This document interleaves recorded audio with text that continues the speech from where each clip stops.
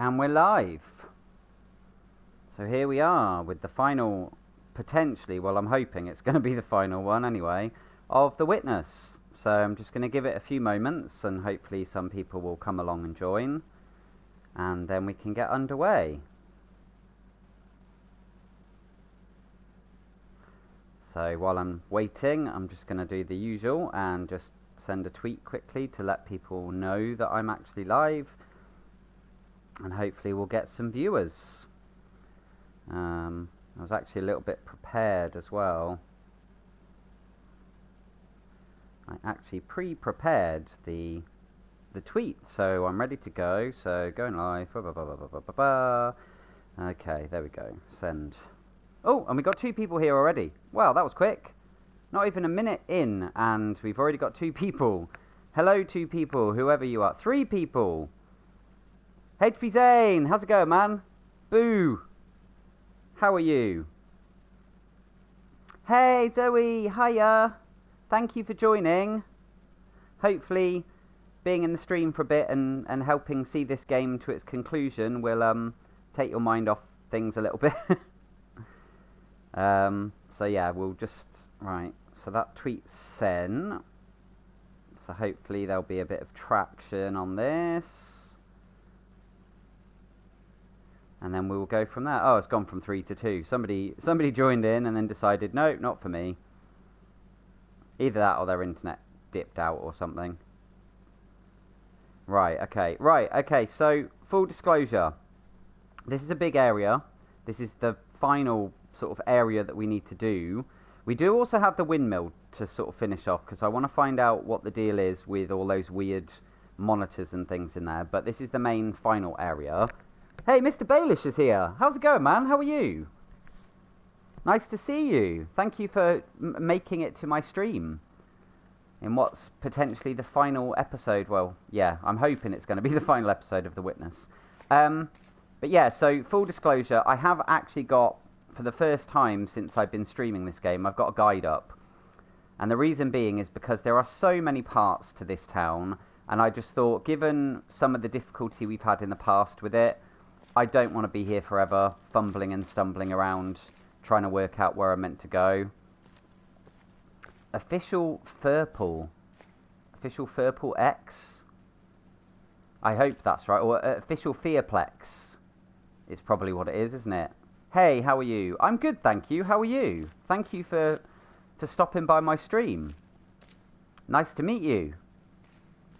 So yeah, I hope you guys aren't like too disappointed by the fact that I've got a guide for this bit, but like I said, I don't want us to be here forever and a day. I'm gonna try not to refer to it as much as possible, so that we can still solve these puzzles together and have that sense of achievement. No, I'm not cheating. But I don't, like I said, I just don't want us to be here like all day long, you know? Right, so the first thing I know, so we've done a couple of these bits when we came here previously, so that one's done. And there should be another one. If we follow the lines.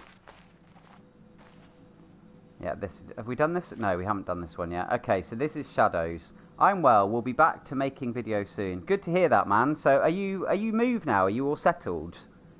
Old school gaming isn't cheating. Old school oh, you mean as in using a guide like we used to do back in the day before people watched YouTube videos to get walkthroughs and things? Is that what you mean, HP Zane? Clarify your position. Yes, all sorted with moving. Awesome, man, nice. So are you all settled, or is it still unpacking boxes and things like that? Okay, so let's see, this one.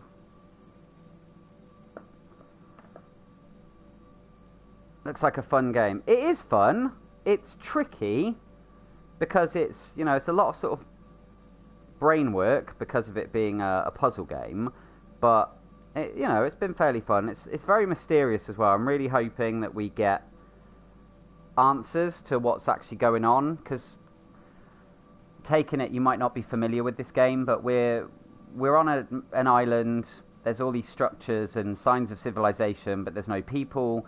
There are statues everywhere that look like people have been turned to stone, and then there's a big mountain, and on top of it there's a weird device with, again, a whole nother bunch of stone people around it, and all these lasers that have been dotted around the whole island, and we've had to do puzzles to activate them, and now we're on the final one so that we can find out what this device does. I mean, I'm hoping it's kind of like some kind of portal that's going to open up, but I really don't know.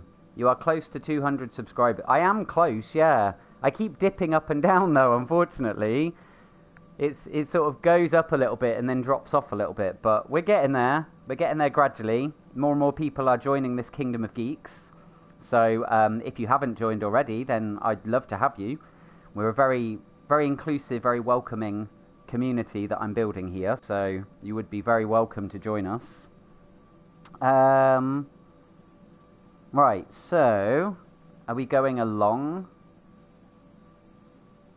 Oh, mate, I'm sorry.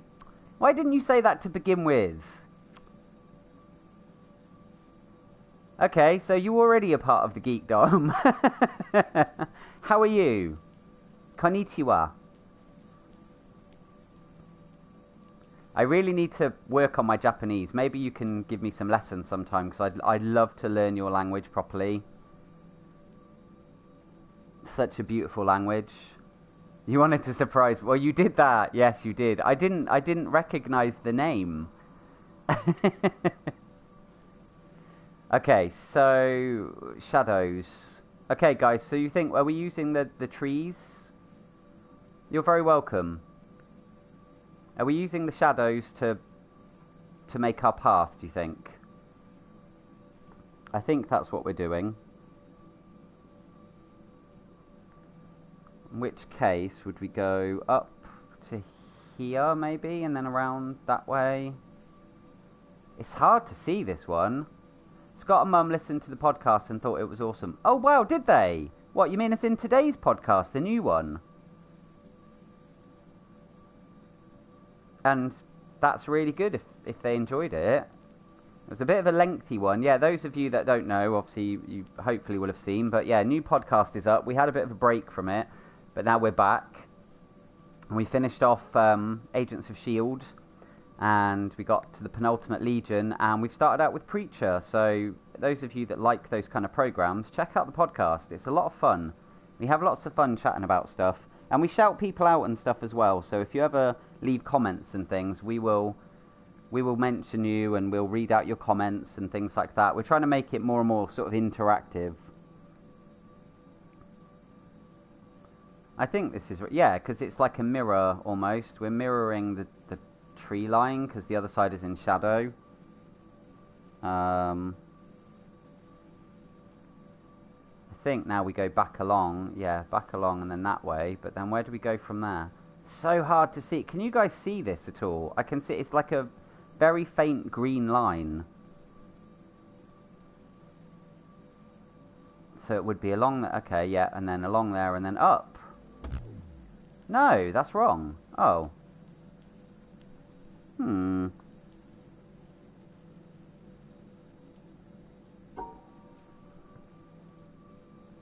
Alright, so along there. I don't know which one. I don't know which one. Oh, okay, never mind. Maybe you can ask next time, or maybe ask Scott. Games on Saturday. Hey, Jared, how are you doing, man? You okay? How's your Sunday?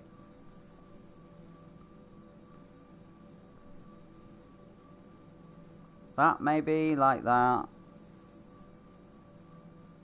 And then that. Then where do we go from there? Is the question. Is it all the way along and up and round that way, perhaps? Like that? Yes, there we go. Oh, good. I'm glad that we got that one done, because I didn't like that because of the colour scheme. Good Sunday, just relaxing before the work week. That's cool, man. I'm glad to hear that. You work hard, so I bet you're happy that it's the weekend. Have you been up to much today? Have you been out and about and out, you know, in the Everglades or out in the forest or at the beach or anything like that? Because I know you go here, there, and everywhere. Is it just an indoor day today? Okay, so the next one. Ah, here we go. Ooh, what's this? It's like the windmill.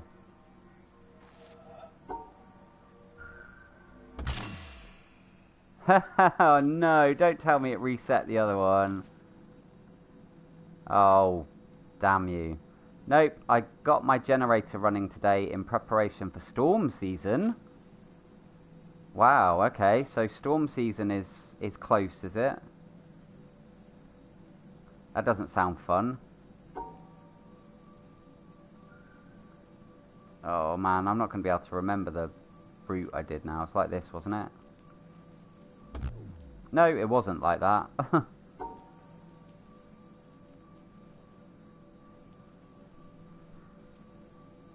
Okay, this is time to find the picture.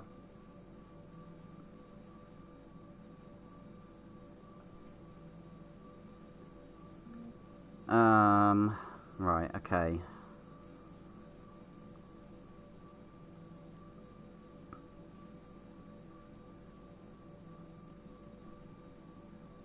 Okay, so up, right, down. Alright, let's reset that. So up, right, down, cross, down, cross, up, in, up, that way, up, across, that way, down that way. I remember the last bit. There we go. I missed when you first did it. Can't you angle yourself to make the path better with shadows? No, because it's one of those ones where, look, because of that's behind me, so it's blocking off part of it. If you recall, we've had one similar to that in the past. Right, okay, so now we got to do this one. So, what is the gimmick behind this? Because there's lots of things.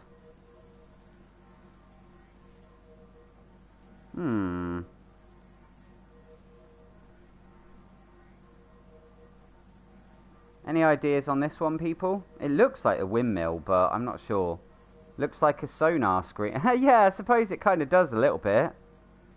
Oh wow, those people in the chat dropped significantly. We're down to 2 now. Hopefully everybody comes back. It would be sucky, wouldn't it, on the final one of this, if like there's just like HP, Zane and Zoe are here throughout. Not that that's a bad thing. Obviously, it's great having you both here, but I mean, you know, it'd be nice to have a few more people for the finale. AJ said hi. Hi AJ, how are you? Hope you're doing well. Look like you had a nice little trip away with Mummy.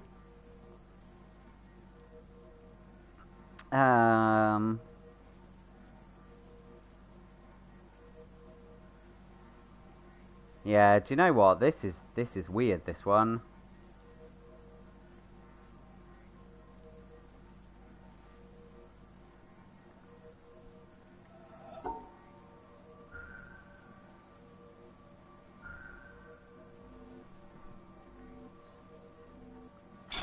Oh, okay. That was trial and error. That was like, I'll just try this and see what happens, and it worked. Cool. It keeps crashing on me. Oh no, I hope that's not because of the weather. Hope nobody else is having issues like this. That would suck, wouldn't it? Okay, what's... Ooh, look at this one. So we've got 2 ways in, 3 ways out.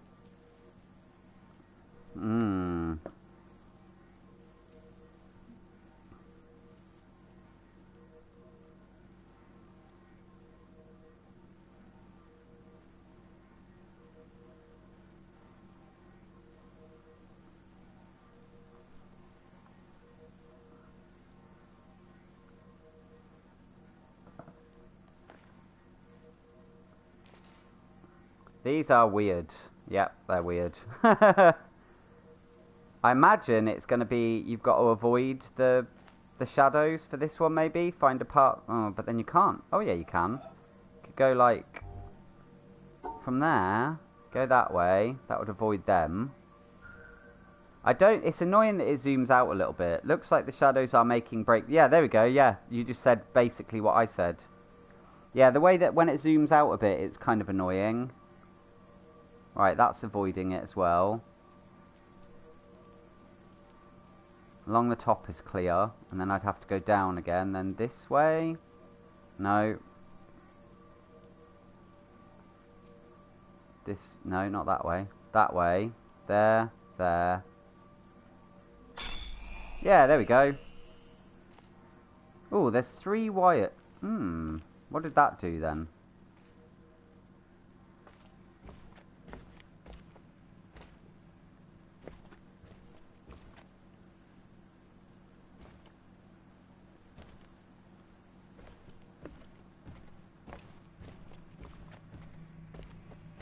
Oh yes, I need to redirect this somehow as well.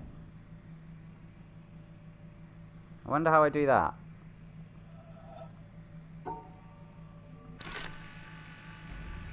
Oh, just like that. That was hard. I got to do it again.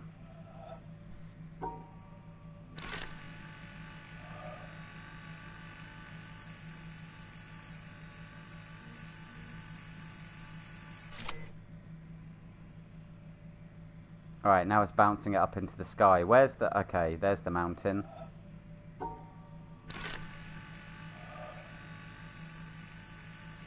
Come on. It's not gonna quite... It's not quite... Oh no, it is gonna go... Oh, it went too far. Okay, that one... No, not that one. That one.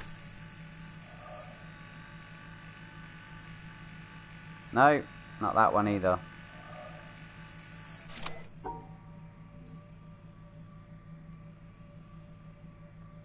Oh, stop being so fiddly. I want to go into this... It won't let me go... Oh, there we go.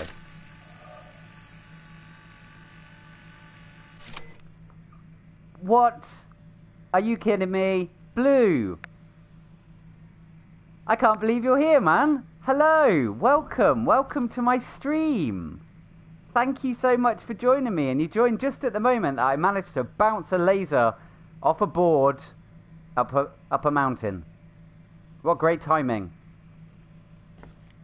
It was you did that. You joined the chat at the right time and brought your super heroics with you and saved the day. Okay, that's cool. So we got that laser pointed in the right direction now. I just need to figure out. How are you? Are you having a good Sunday?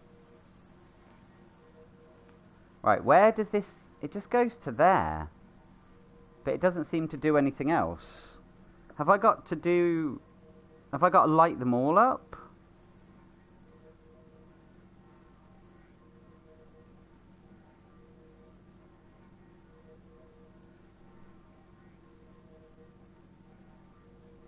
I don't know.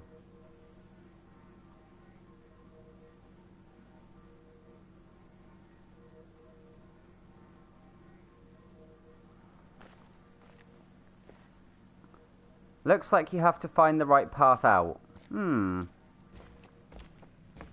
I mean, there is this up here, but I don't seem to be able to do anything with that. Oh, that's interesting. It's all glary up here. 3 different exits. Only one goes through the breaker. Unusual circumstances have me awake at an odd time, but fortune smiles as I can catch your stream. What time is it there where you are then? I always get a bit confused because you've got so many different time zones in America. I get a bit sort of mixed up with what time it is because I know certain places you're only 5 hours difference, but other places is 7 and things like that. But brilliant, you know, brilliant that the circumstances, the planets have aligned to mean that you can be here. So only one goes through the breaker. It's definitely not gone off to somewhere else though, has it? Because I don't want to change it and then find that it's activated somewhere else, but it doesn't appear so.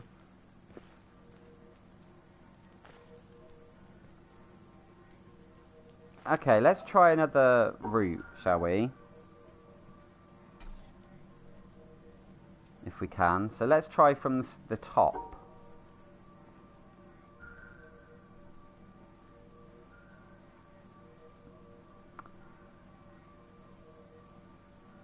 Oh, I see. Okay, so it's 20 past 1 in the afternoon, but you typically work graveyard shifts. Ah, right. I understand. That now makes sense. The stars, planets, and one laser aligned correctly, and Blue is awake. Yes, we found the right mixture to summon him. I haven't done this part in The Witness, but love the game.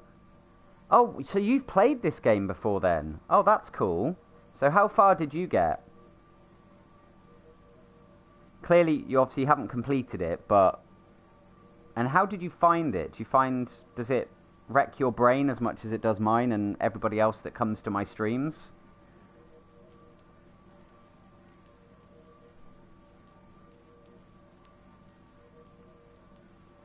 And then down, then that way, then that way? No. Boo! I thought I was onto something there. Let's try that. I think I did something wrong there.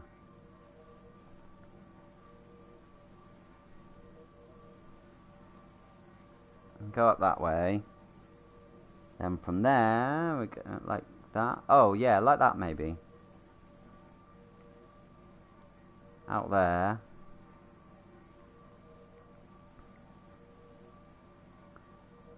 About 2 hours in is all, but yes, brain meltingly good. Yeah, I mean, I do enjoy this game, don't get me wrong. I just hope that there's a good payoff, because, you know, we're right near the end now. This is the final laser, and I'm really intrigued to see what this has all been about. If it's been about anything, it's going to be... I don't know how I'm going to feel if the ending is lackluster, because I've been playing this game for a while, but there we go. Yeah, that one worked. Oh, they stay lit. HP Zane, look, they stay lit.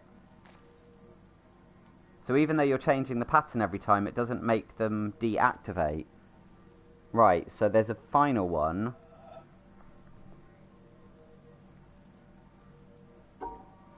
Oh, you can go... Oh, you can go from the middle. Puzzle Boo. Hey Maverick, how's it going? Nice to have you. Thank you very much for dropping by. How are you today on Sunday? Are you having a good Sunday?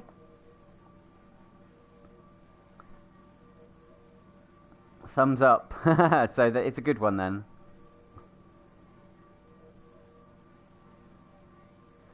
Okay, so...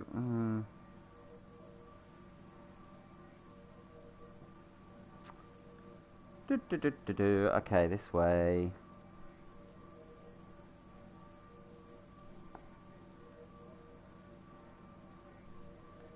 Right, yeah, like that.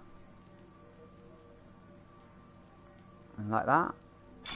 Yep, like that. Okay, what did it do? Did it act... Oh, now it's probably activated this one up here, has it? It has. Oh my god, what a annoying angle to have to do this on. But I can't fall off the roof, so that's a good thing. Right, where's the starting point? It's one of these, isn't it? Ah, any one of these can be the end point. Right, okay.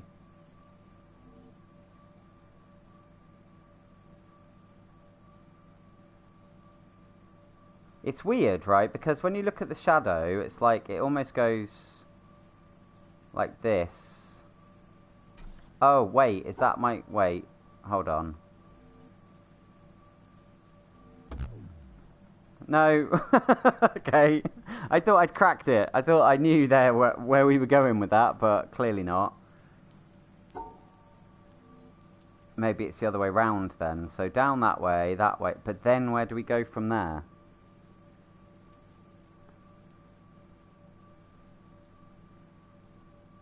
Is it in reverse? Is it the same pattern but like mirrored?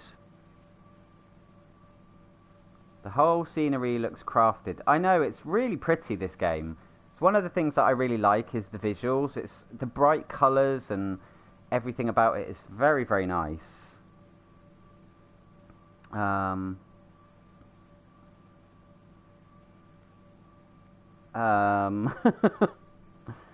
I'm at a loss now. To the edge, maybe? And then, like... So that would be the reverse of that. No. Because we'd have to go...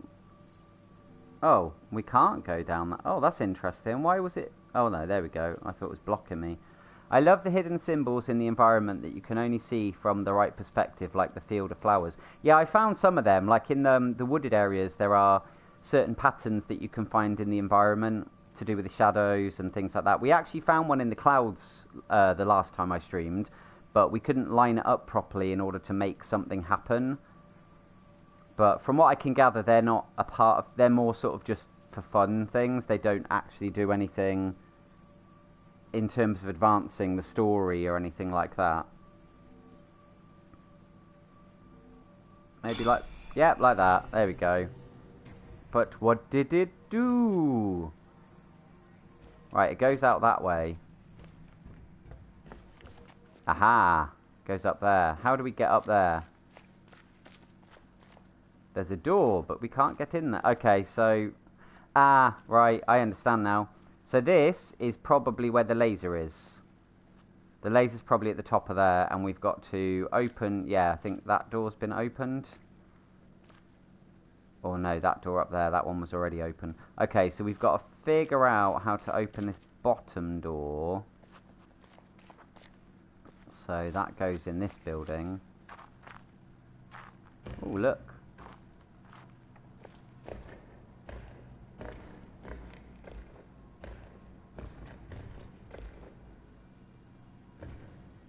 Oh, can we ring the bell? No. I'd start singing, you know, the Ring My Bell song, but, you know, copyright and all that. Look, there's what... Ah, there you go, blue. That's exactly what you were talking about right there. Thing in the environment. Can I get... I can't get into an angle where I can do it, though.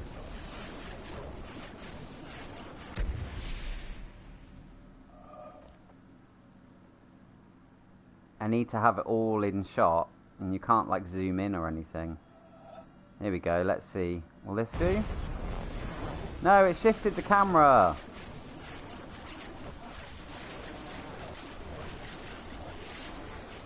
Oh, wait, it moved the camera around.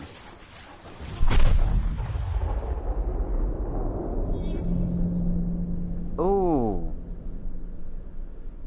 What is it reveal? What's that over there? Quickly, down the stairs.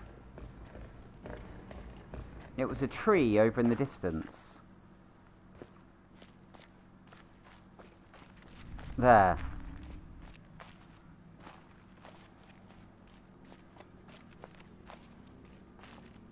Ah, monolith. That's what it did. And all these symbols on the monolith. Follow the magic! Yep. There's lots of symbols on this.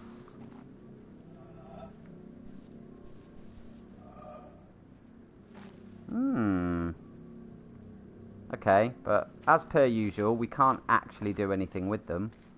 I still haven't... I don't know if you've worked them out, Blue. Whether you've got any idea about those monoliths, because I don't. Right, we need to find another one. Right, let's go. I got distracted, didn't I? This happened so easily to me. That lit one was the path you just traced. Yes, it was, you're right. Okay, so I think we need to do this to get into here.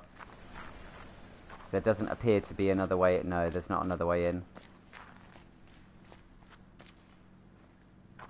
Unless... No, there is. Okay.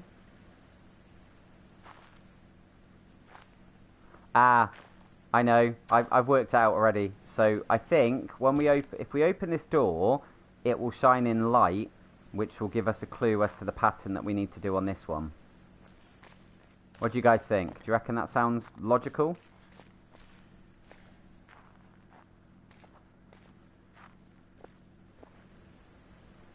Okay, so is this a divide them all up puzzle?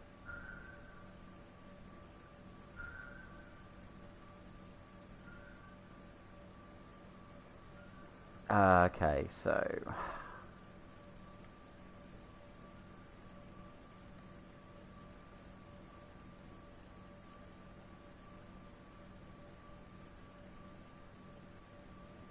Oh.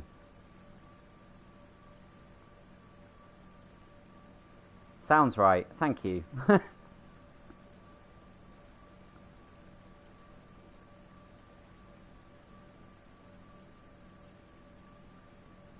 Hmm.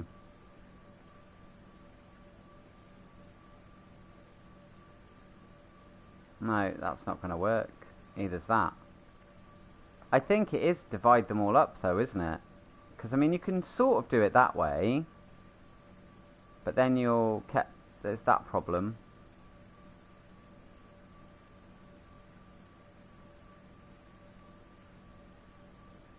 And then there's that problem.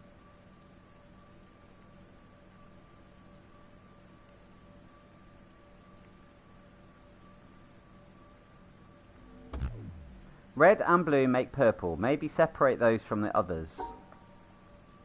So separate the red and the blue. What, like put them in like a little box on their own, like that? Is that what you meant? Good evening, Dom. I can't talk or hear. I'm watching Endgame. Okay. Good evening, Shadow. I hope you're well.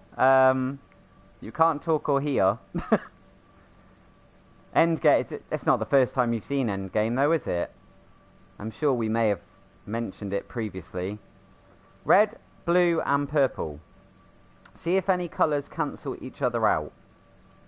Okay, let's try HB Zane's thing first. So red, blue and purple. So just like that? No. Okay. See if any colours cancel each other out. Okay, so what about if we just do something like that? No. None of them flashed. No spoilers. Yeah, you know, because Endgame's not been out for very long.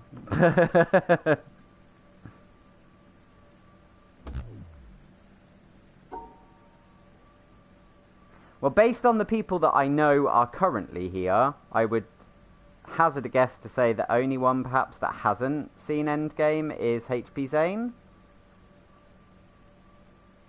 Everybody else has? Because I'm guessing you have seen it, Blue.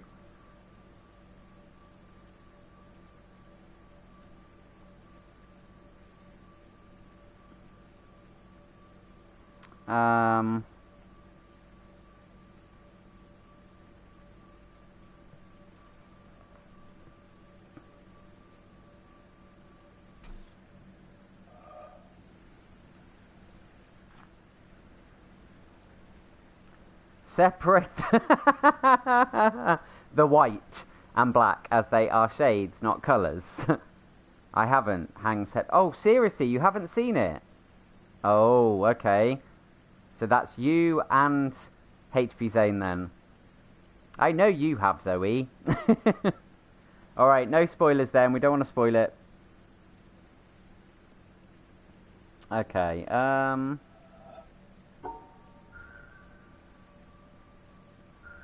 so, like that?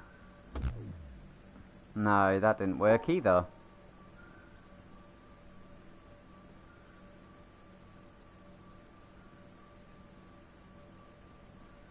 Alright, okay, I'm gonna guide it for this one, guys, because like I said, I don't want us to be here forever. Right, let's see.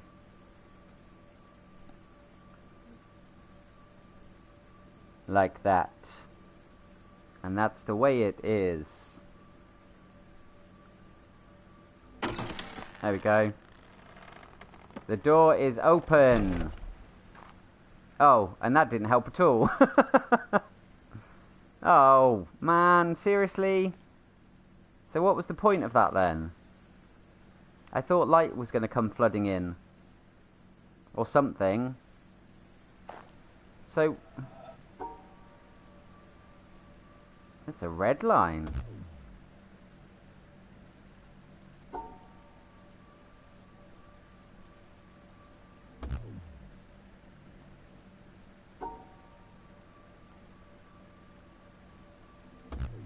No. I can't imagine we're supposed to just hazard a guess at it. There's got to be something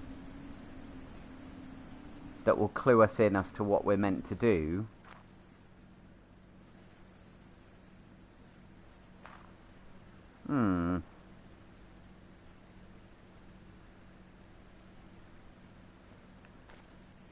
There's no light or shadow coming from anywhere. I've made a big sprint last 2 weeks watching all movies up to Endgame. That's awesome. It's so cool as well that there are so many Marvel films that you can do like a marathon with them. I'm just really excited about all the Phase 4 stuff now, because obviously I'm completely up to date with everything. So I'm looking forward to the next phase of things. Wait. Is it something like we have to...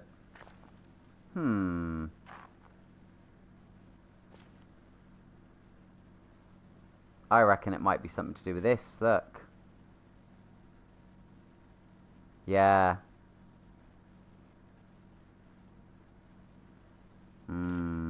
I reckon that's possibly a clue. That's a fun 2 weeks. So many great movies in the run-up. Yeah, totally. Very fun 2 weeks. Had you seen any of them previously, Shadow? Or is this completely like from scratch with all of them? Ah, there we go. Look. So if we go up 2, left 1, down 2, right 1, up 1, left 1, up. Okay, I've got to try and remember this now. Okay, so what did I say? Up 2, left 1, then down 2, left 1, up 1, left 1. What was the last bit? Up. That way? Or was it straight up? Let's go with this way. Oh, yes, that was right.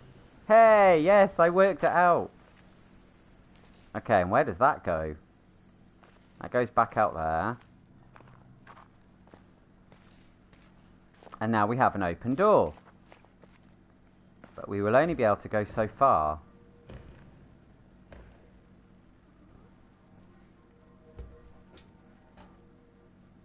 Yeah, so we need to get this one open next. So where does that one connect from?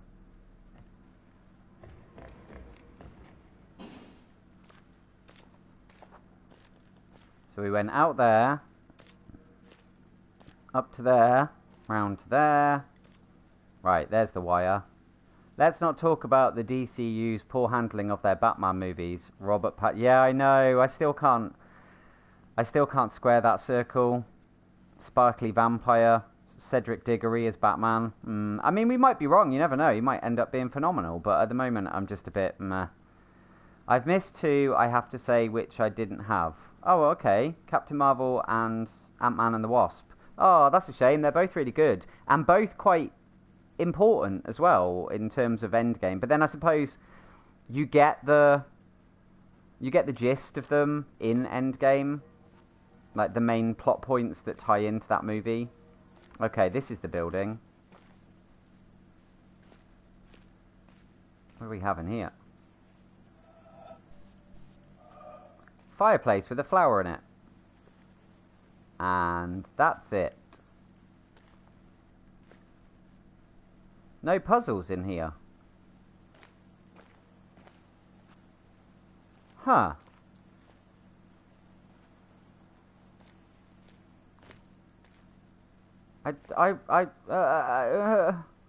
Anybody got any ideas here? Am I just not seeing something? If you spot something that I haven't seen, please tell me.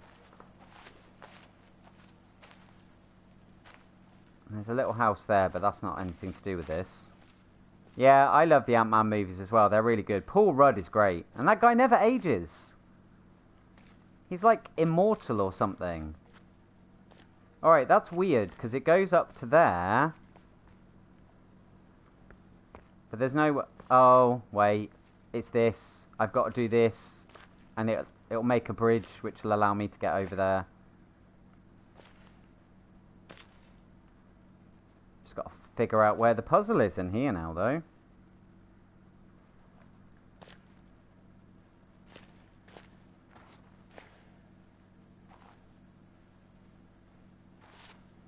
Oh. Is that anything?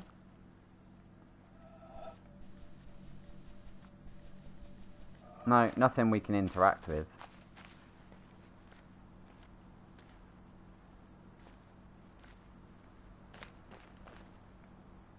So where's the puzzle in this room? There's a door. That's not really a door, though.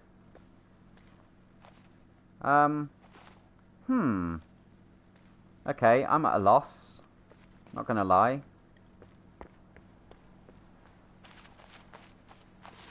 It doesn't actually appear to be anything that we can do with this house. Oh, look, and there's the laser. I was right, it is up there. Right, okay. Let's have a look at another house for a minute, shall we? Right, how do we do... Okay, this one is gonna be...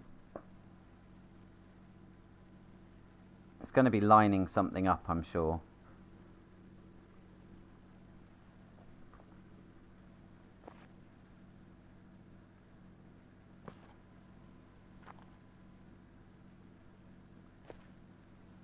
Although...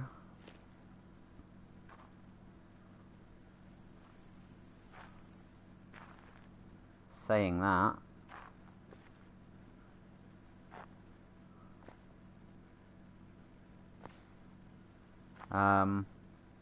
The first Ant-Man was awesome. I really need to see the other one as well.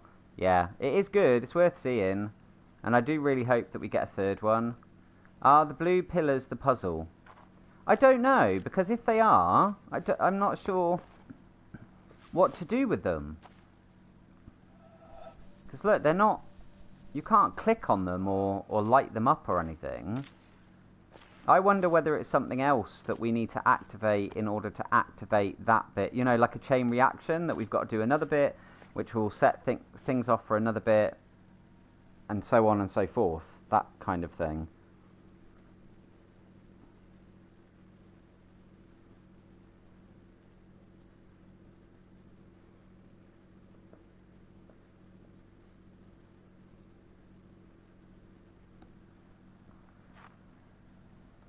What other places do we have? See, this was my issue. This was the issue I had all along with this area. Oh. Oh, and that's got like a, look, it's got like a platform or a ladder or something. But yeah, my issue with this area was the fact that there's so much stuff spread out. Okay, well this is going to be... What is this going to be? It's the Tetris blocks that we've seen before, isn't it?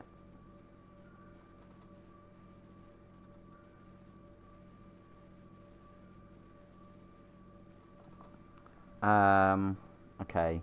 Tetris block puzzle. So the shape would be that. That would be the shape. And then what?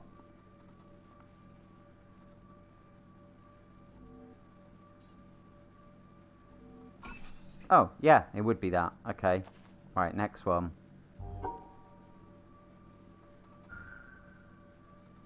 So you're going to add one on.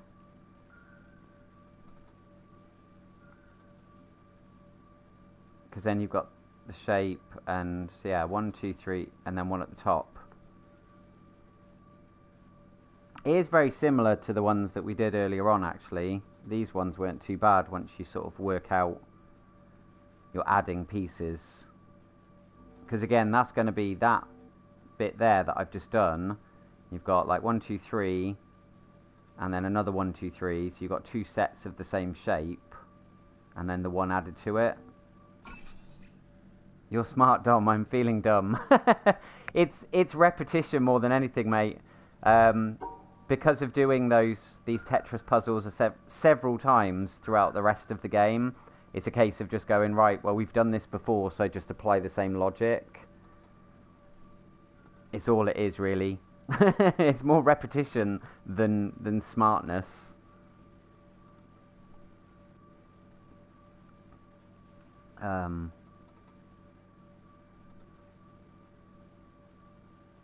Block that T block again with the 2 to the right this time, yeah, and then up, and then it would be straight across. No, not straight across. Be like the previous one, the first one, where it went down and then back up again. Yeah. Okay, so double T blocks this time. Okay, so this one's going to be like 2 and 2, sort of like that. That kind of shape. Because then they're stacked. And then just straight up to the end. Yep, excellent. Right, now next one. Last one. Okay, so these are long blocks. So you're going to have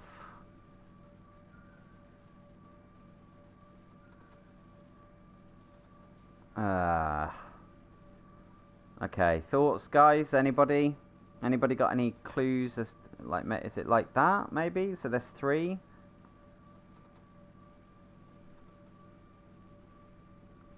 And then 3.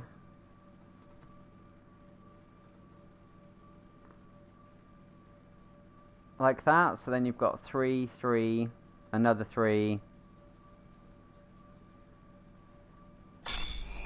Yeah, okay. There we go, and we have a ladder, or staircase. Ah, and this one, what's it going to do? Oh, it's just going to open that door, though. That's not going to help us, though. Well, I mean, it is in the long run, but it's not going to help us right now.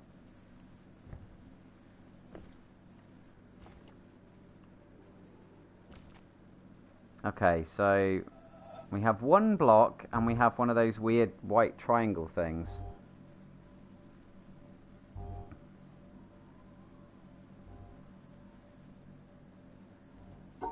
Doesn't the white triangle, like, cancel things out?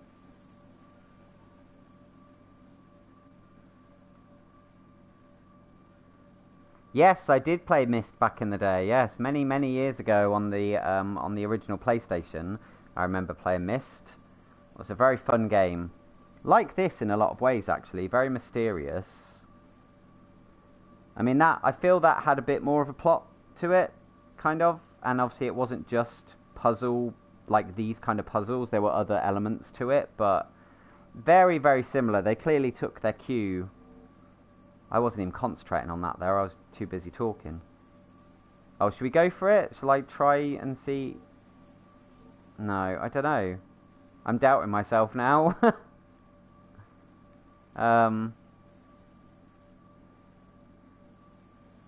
Oh, sod it.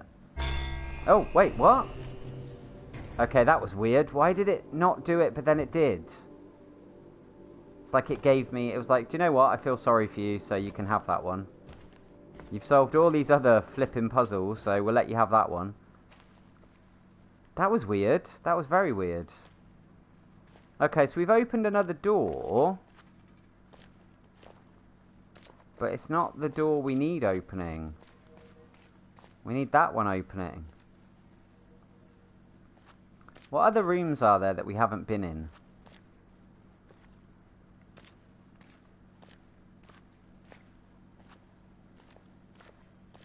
So we've done that one. That was a great one. I don't think Riven was quite as good, but still fun. I never played Riven. I mean, it's one, I know of it. I'm aware of the game, but I've never actually played it.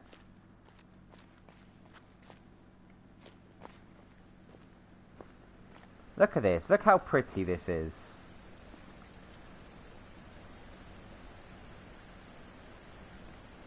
So nice. It's nice to take in the scenery sometimes.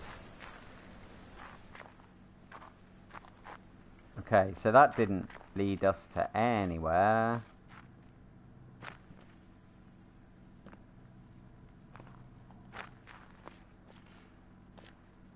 Yeah, that's what I'm thinking. Why? I guess we got to try and open this one then, maybe. See where this leads. What's the key for this one?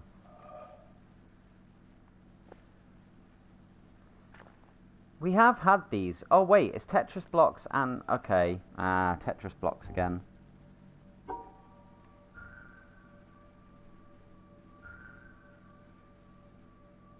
Maybe it will give you an aerial view of another puzzle. Yeah, quite possibly. Right, we just separating them. If you go up to that second door, can you see a puzzle for the blue pillars? Let me... Wait a minute, hold on. I'll have a look in a second.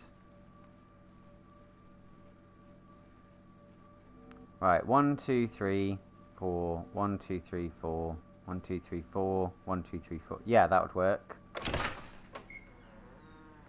Haha. Creaky door. Ooh, this one goes under.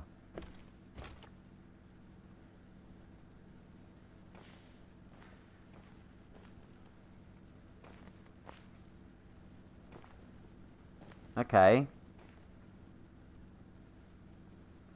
Hi, this is Dark Souls of Puzzle... Yes, this is the Dark Souls of puzzle games, yes. I can't believe that I've been playing this game for so long, and being a massive Dark Souls fan, I never thought about using that.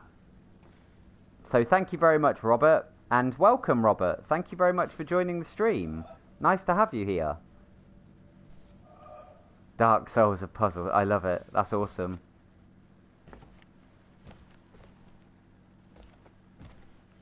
Alright. This is weird. Well, you have a house, like, with bamboo and plants like this growing out of the ground. I mean, at least put them in a pot. Do you know what I mean? Ooh. Okay.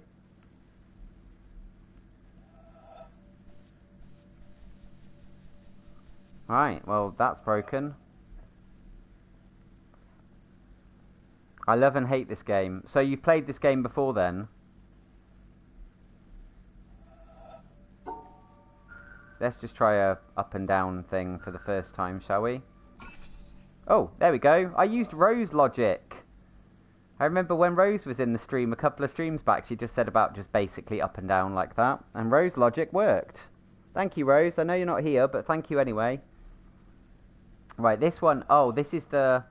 Oh, this is the sound puzzle, but we haven't got the sound. So those of you that missed on the last one, in Forest, it was all to do with the tones. And these, you had to go through these like in shape size.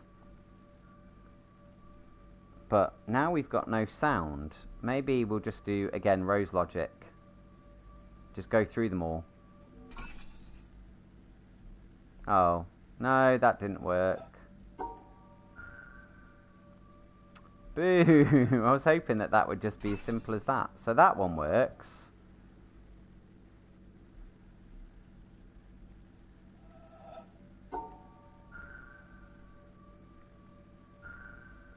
What about like this then?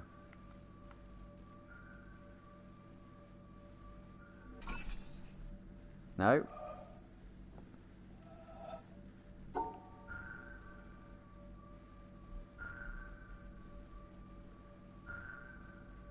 separate them out like that or something. I mean, that did something, but it did something the first time as well.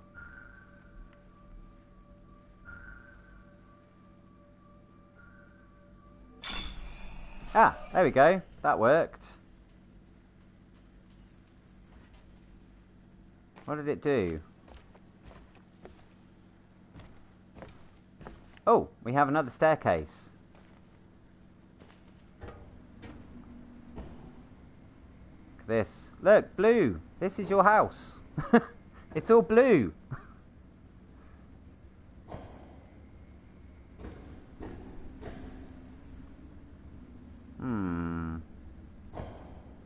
Okay, so we've got 3 puzzles.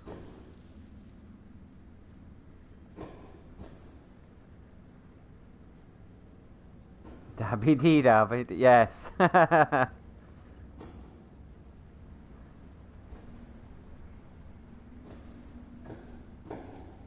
Again, I won't sing though, you know, because copyright. Such an annoying thing. You understand the reasons behind copyright and stuff, but it's so annoying sometimes when you want to like make a joke or you want to just sort of like start singing something and you worry about it being an issue. Okay, so there's 3 Tetris blocks. Pretty much. Fun fact, I even have those blue LEDs in the shower. Do you really? That's so cool. I think you're a Smurf, really. Oh, okay, that did something. I don't know what that did, but it did something.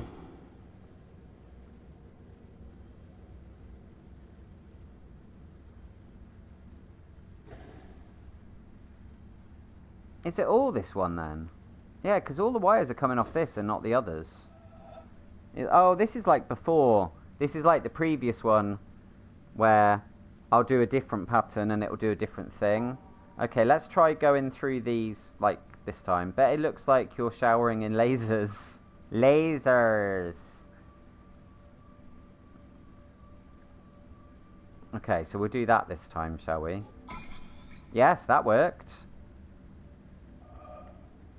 Now it's red. Now we're in the red room. Red room.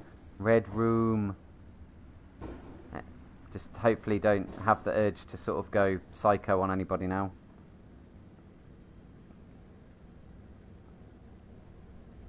Okay, so now that dot's changed colour.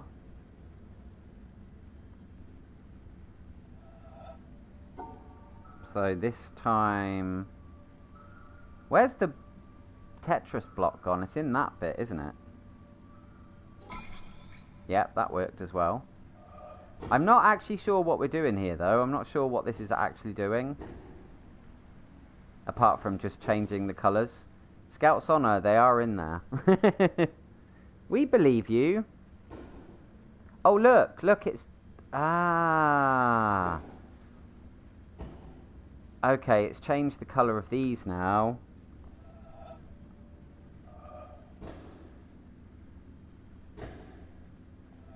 Right, so... Match it. Match it? Because then that's the same shape as the one directly above it.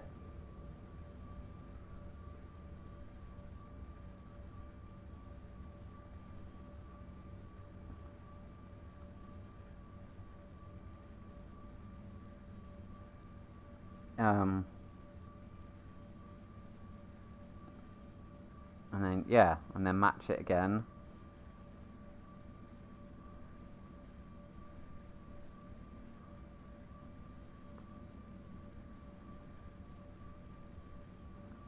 And what do we do for these bits? Just like... Oh, no, match it again. So it's always 3s. But then how do you do that? Like that one for the last one?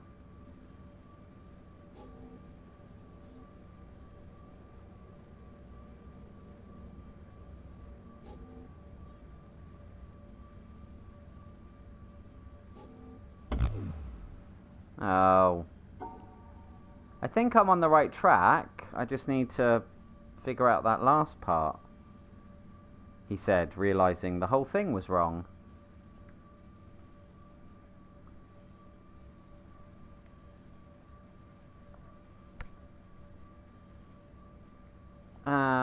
Okay.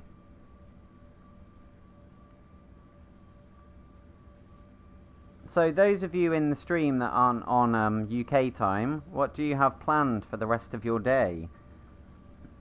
Because you still have the latter half of the afternoon and then the evening to come yet. I have no idea what is happening. Hey Jesse, how are you, man? Have you had any joy with that audio yet? I won't say specifically what we're talking about, but you know what we're talking about. And what we're doing is trying to solve a puzzle. It's all to do with patterns and repetition. Nothing planned, got a 5 AM flight tomorrow. Oh, where are you going, Jared?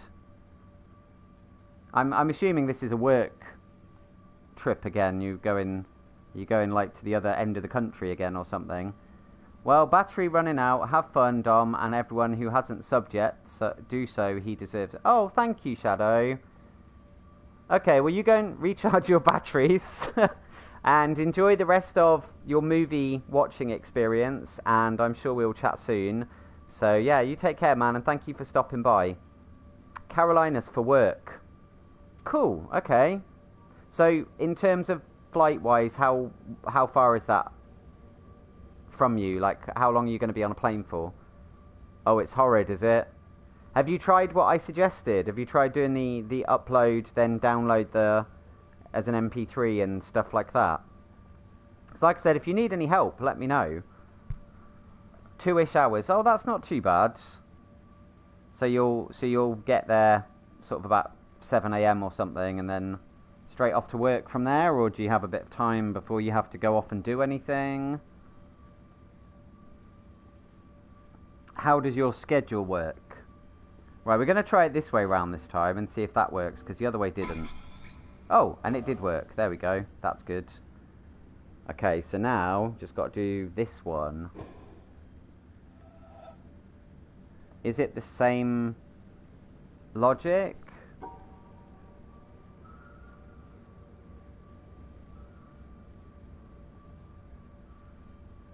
Straight off from there, 4 days of wall-to-wall work, then back.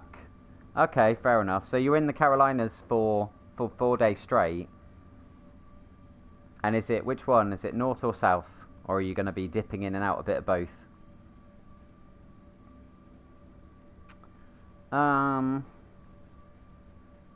Alright, do you know what, guys? I'm not going to mess about with this one. I'm going to look up the answer for this one quickly, so that we can all get on with our lives. North, but I'll be all over both.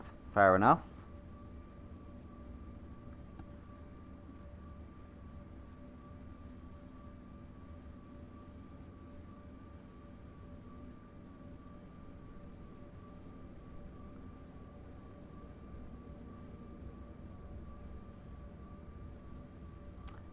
Carolinas, actually, that's a good segue. Is anybody going to be watching SummerSlam tonight? The reason I say Carolinas is because of, obviously, Charlotte Flair and Ric Flair and the Hardys and things all come from there, so it's wrestling connected.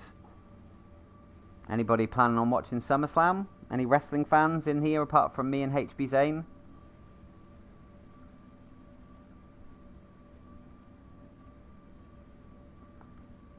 Right, okay. I'm not going to lie, even looking at the solution of this is quite tricky because of the colour scheme and stuff. Possibly tomorrow evening. Oh yeah, I wouldn't be expecting you to stay up and watch it, to be fair, because you've got work in the morning. Yeah, there we go. But I don't actually know what it did. I know negative amounts about wrestling. Okay, and hey, come on. It's not all that bad, and you know, it's something to watch at the moment until AEW kicks off properly. Right, I'm not really sure what doing this has done, because it doesn't appear to have actually done anything.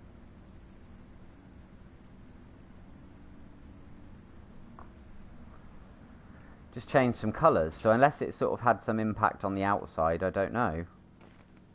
Probably not. I miss the heyday of Hogan, Rock, Booker T, etc. Yeah, I know.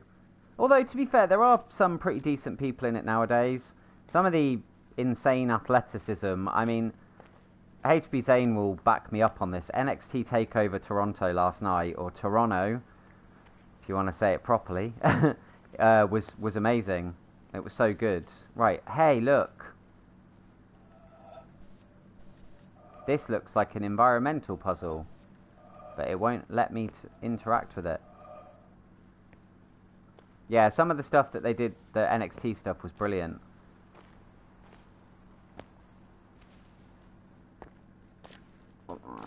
Although all that's going to do is it's going to make a... Ooh. Just make a flash of light and show up on the thingy again. The monolith. Green flowers on that wall. La la la la la. Green flowers on the wall. Yeah, what about them?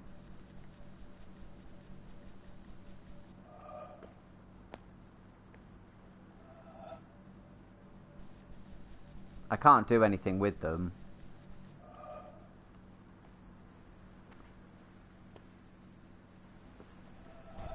Oh, wait. Huh.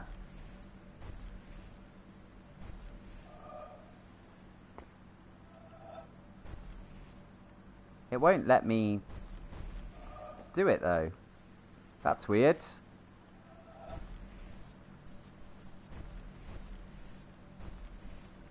It's like it's there, but it's not accessible. I wonder if that was to do with the lighting then. Maybe that was the whole point of that room, was actually more to do with this than anything else. Like I say, it's not the end of the world though. Change the colours in the window. Yeah, but it's, you know, it's an environmental puzzle. It's got nothing to do with the main puzzle solving that we need to do. So I'm not going to waste time on that really. I just need to figure out where we're supposed to go now.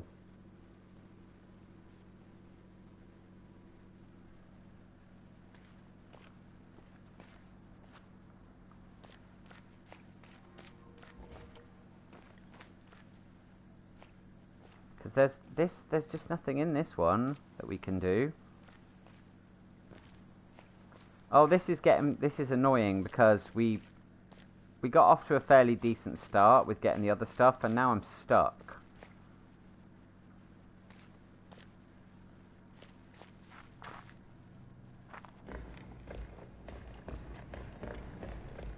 And there was nothing else up here apart from doing that environmental puzzle, was there?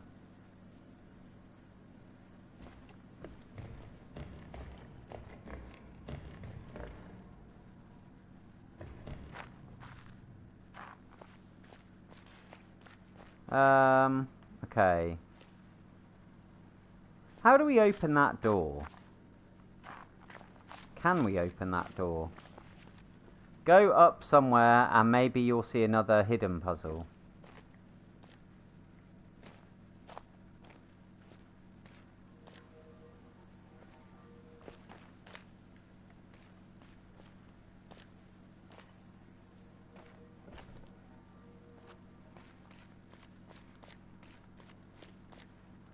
Right, so we've done these ones, so...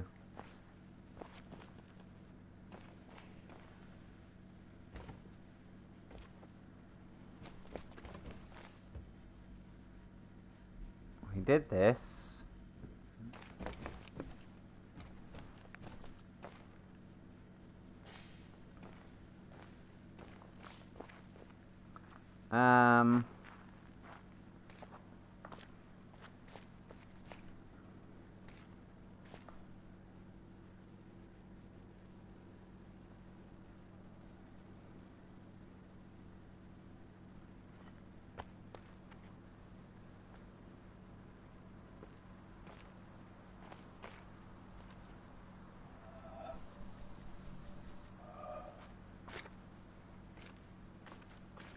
See, there doesn't actually appear to be anything here. That's a completely different place up there, so it's got not anything to do with that.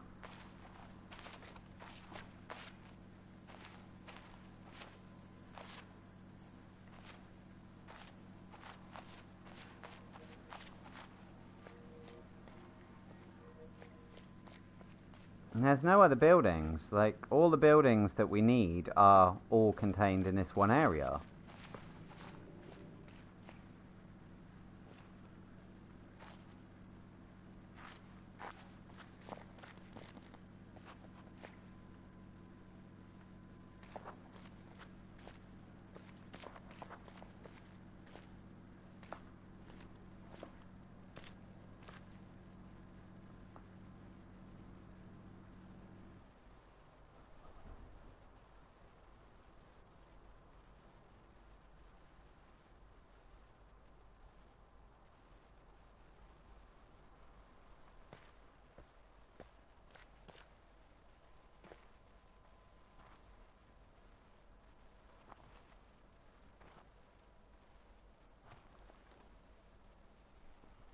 Hmm.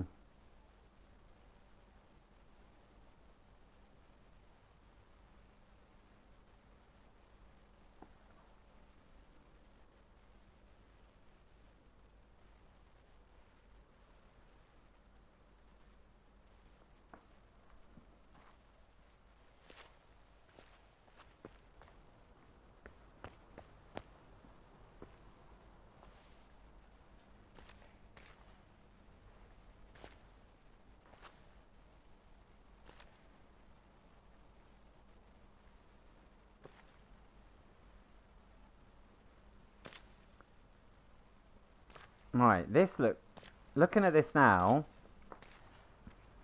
it's like there's like a maze on the floor. Like there's a path, but because of the way that the white winds through the greenery, and then you've got the blocks in the way, or the wood in the way. Yeah, look.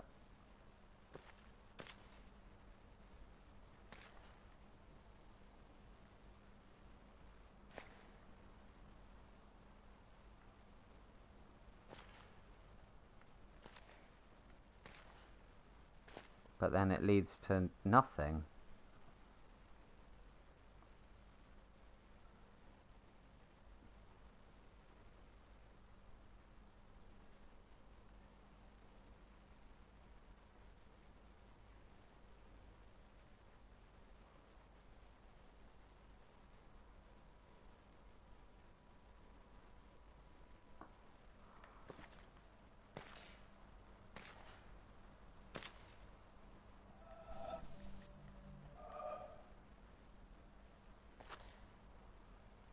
Can't get through there. And then that leads to that again.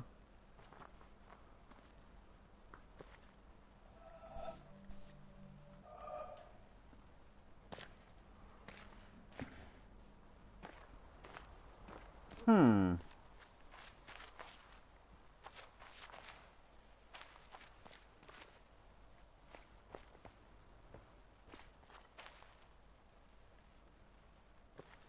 None of them actually lead. It's literally just like a derelict house that it doesn't actually go to anything.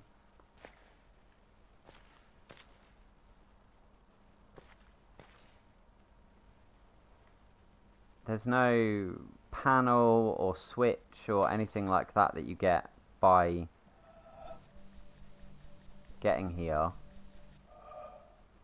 I thought maybe there might be something here, but there's not. I think it needs to be seen from above. Climb the tower. Oh, yeah, good thinking. Why didn't I think about that? Although, I don't think we'll be able to see in from the tower. I mean, we might be able to. I'll give it a shot.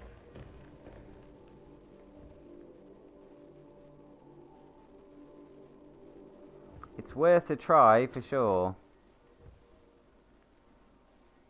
No. Right, there are panels up there on that roof, but we can't get up to it. I'm well and truly stuck now.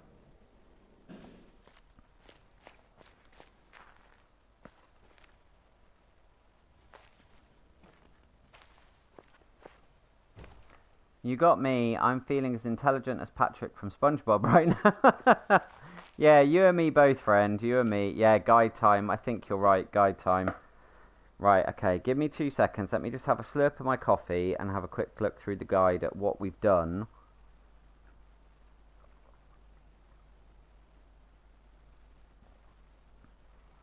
Right, Town Terrace. So we did the entry level ones. Large blue tile. Yep, we did that one. That was the 3 times we had to do it. Oakwood House. Solving the 5 grey tiles opens a stairway that leads to... Yeah, we've done that. Well, that was the Tetris blocks. White Bamboo House. Yeah, we've done that one. Oh, and it says there's a large blue lit room on the top floor of the building that has 3 tiles to solve but doesn't contribute to the main laser puzzle, so that was a complete waste of time. Beige House. Grape Leaves. Oh yeah, we've done that one as well. Both of these puzzles can be tricky to figure out unless you change. And that was, yeah, we've done them. Beige House, right side. Solving this puzzle will unlock a tram for this house that leads to the rooftop of the red house next door. The first puzzle is a simple maze, only that the solution to it lies with the actual maze of the columns inside the building. It builds on knowledge acquired when solving the hedge mazes elsewhere. Look at the ground. The green plants on the floor show where hedge walls used to be. That's where the maze used to be, but it got changed over time as the hedges were cut. The pieces of wood scrap were added later and aren't part of the maze, so you can ignore them. Find the entrance to the actual maze and trace a route to the exit. Okay, and then it says the second puzzle there relies on comparing the real world to the puzzle panel. But there was no puzzle panel. We didn't find one. Because according to the picture, there's a puzzle panel that's got 3 Tetris blocks of the 3 line Tetris blocks. But I didn't see one here, did you? Because there's that, but that was just to open the door, and we've done that already.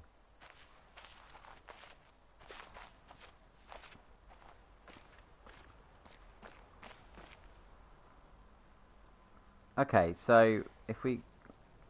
Entrance. Go along. So we're pretending that there are hedges. So then we get to there and we're stuck. Oh, wait, there's one on the roof.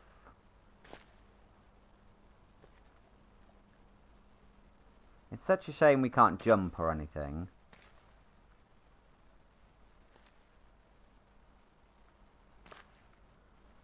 Right, so that's clearly not the way.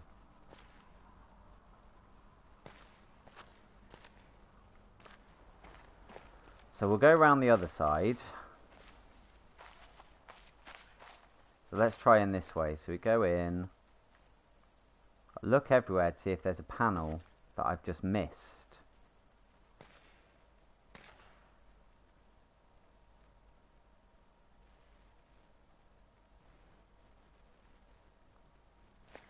Okay, and then we're blocked off by the debris.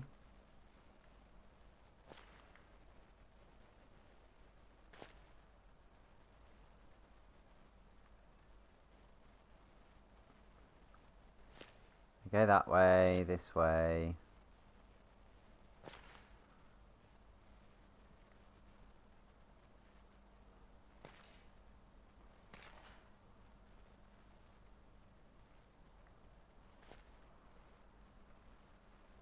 I can't see a panel anywhere apart from the one that's up on the roof.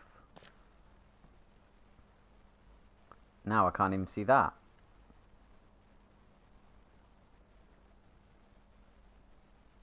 It's there, but it's not accessible.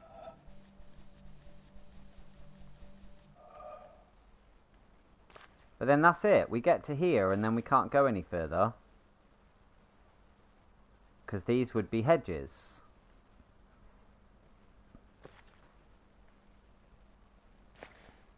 Wait, hold on. Should I be...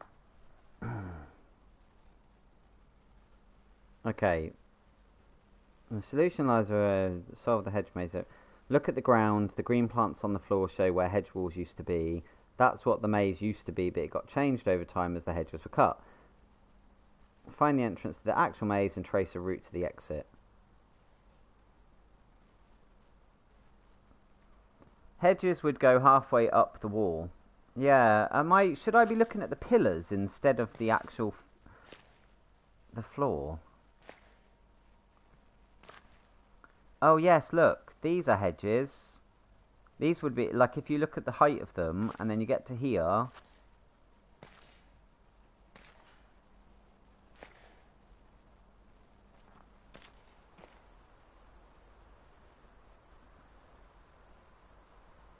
No, that's not right.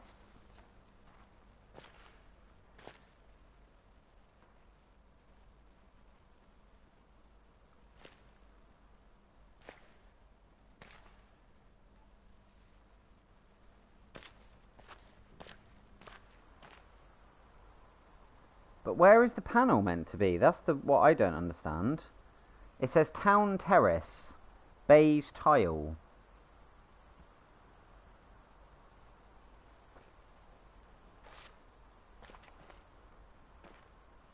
And like, I don't get like how walking around in there would do anything.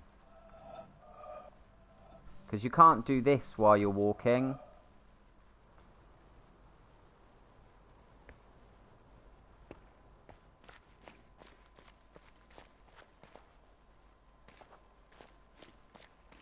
But this is how you activate. So if we got to come out this side.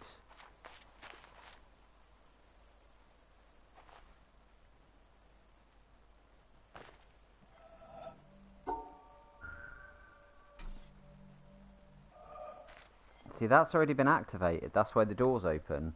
Plus, it doesn't look like the picture I've got, which has got Tetris blocks on it.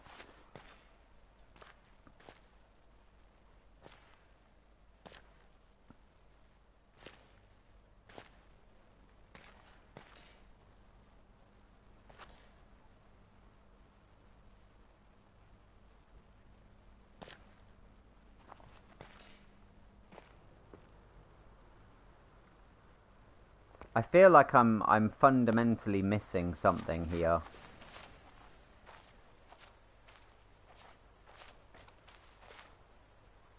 You guys got any thoughts? Like any help you could provide? Because I'm really clutching at straws here.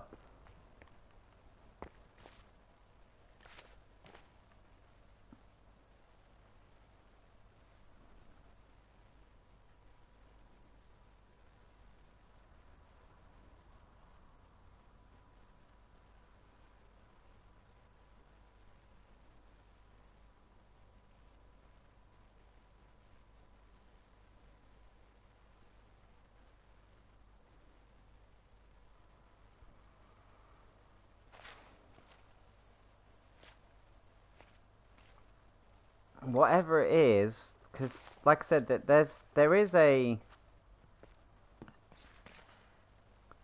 puzzle thing up there.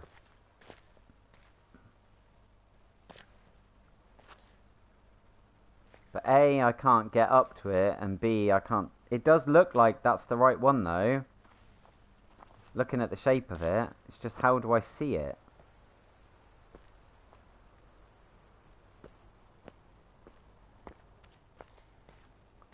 There's no way to get out of that side.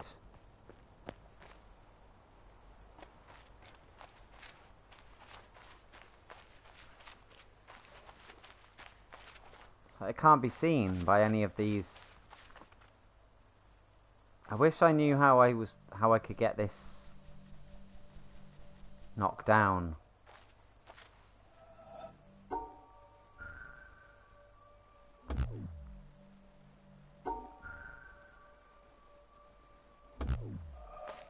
Yeah, it's definitely nothing to do with that.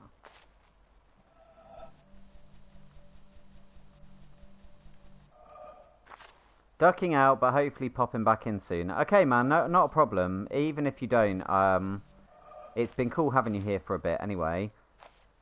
I've appreciated you stopping by for the first time, and hopefully it won't be the last time. Hopefully be able to catch something else when I'm streaming something a little bit more compelling in the future.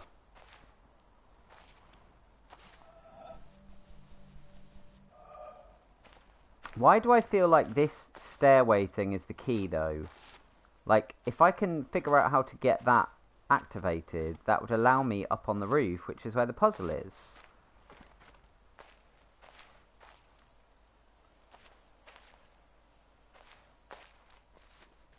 Wouldn't it?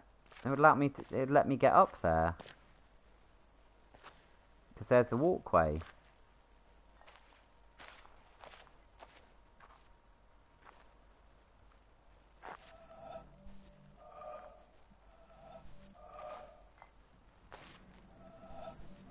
It is very weird because it's like a pulley system, but you can't do anything to it.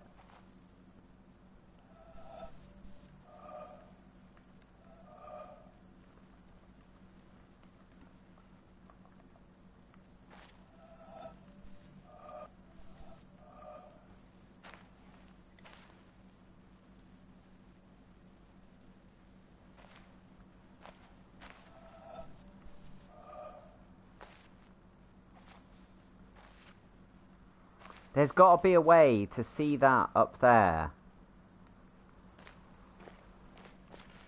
It's annoying you can't just climb up the wood or something.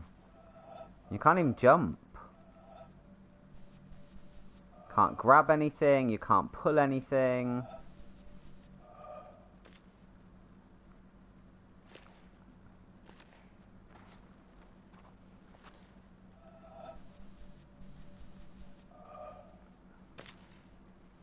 Oh, this is rubbish. This is really awful.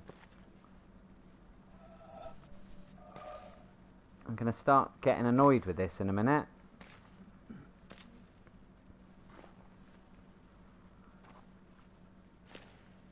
Because even if this whole stupid maze thing, like, what's it meant to do? It doesn't do anything. It doesn't, walking along a path on the ground doesn't activate. It's not like there's a panel or there's a secret bit that you can only find if you walk the right path around the maze. Because look, we can walk around pretty much the whole area and it doesn't do anything.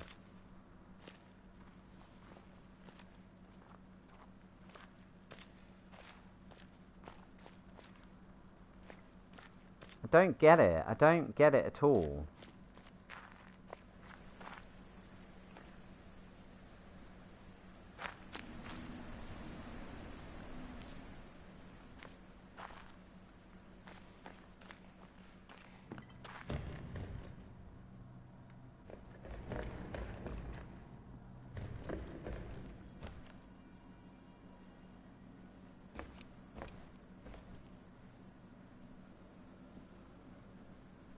You can't see it from here. It's all facing off in the wrong direction.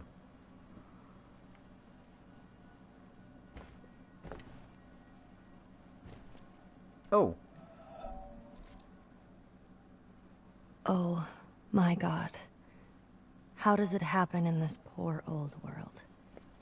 That thou art so great, and yet nobody finds thee. That thou callest so loudly, and nobody hears thee. That thou art so near, and nobody feels thee. That thou givest thyself to everybody, and nobody knows thy name. Men flee from thee, and say they cannot find thee. They turn their backs, and say they cannot see thee. They stop their ears, and say they cannot hear thee. Hans Dank, circa 1520. Okay, well, I certainly can't see the solution of this puzzle at the moment. Yeah. Okay, Jared, yeah, no problem, mate. Thank you very much for stopping by, and yeah, speak to you later on. You take care. Okay,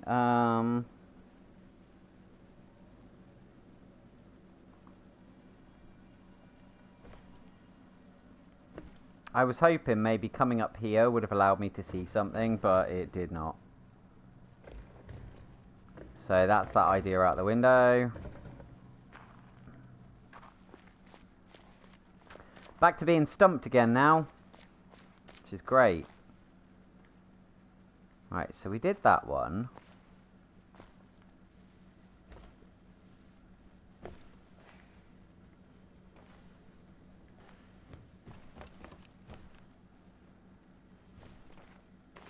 did that.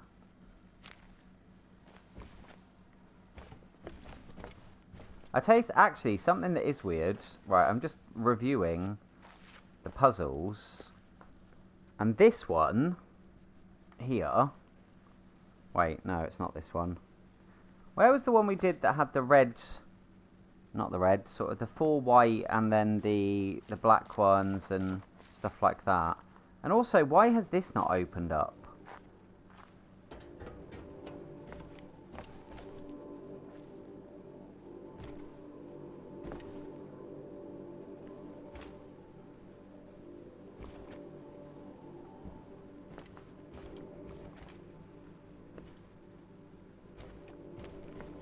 It's obviously not meant to. Where is it? Where was that one that had the other bits? Is it in here? Oh yes, yeah, we did that one already.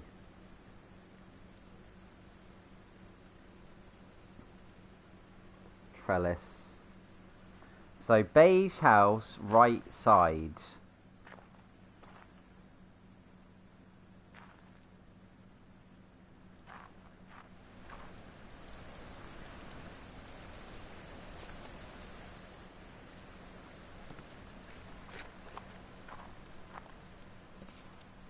On top of what is now a green lighted staircase. What is?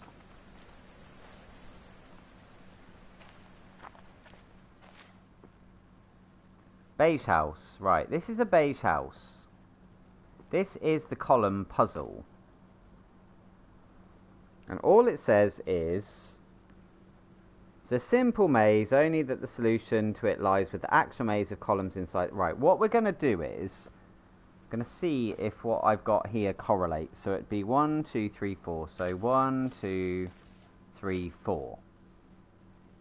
Then left 1, 1, 2.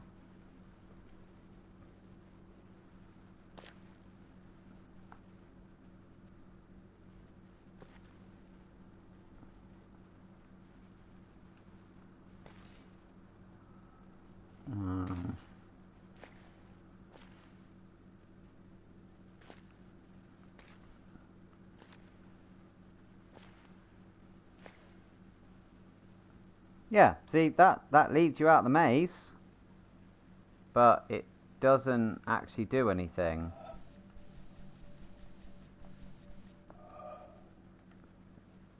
I can't see, like, the puzzle or anything to solve.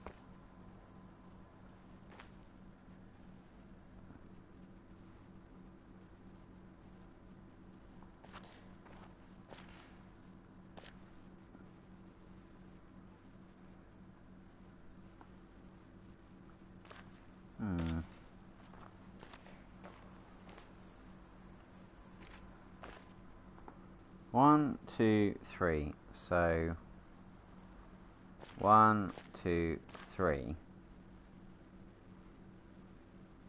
And then around the next one. So 3 pillars and then that way. And 1. But then you can't go 1, 2 because you can't. Okay, so you have to go through here.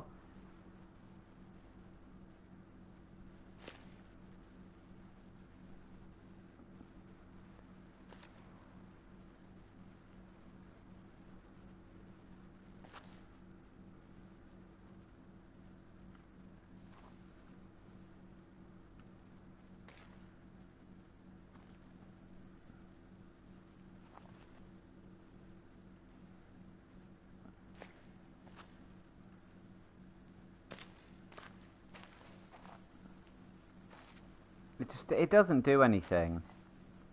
I don't know if I've broken it. Maybe like by coming here before and unlocking this door has like done something that I shouldn't have done or something.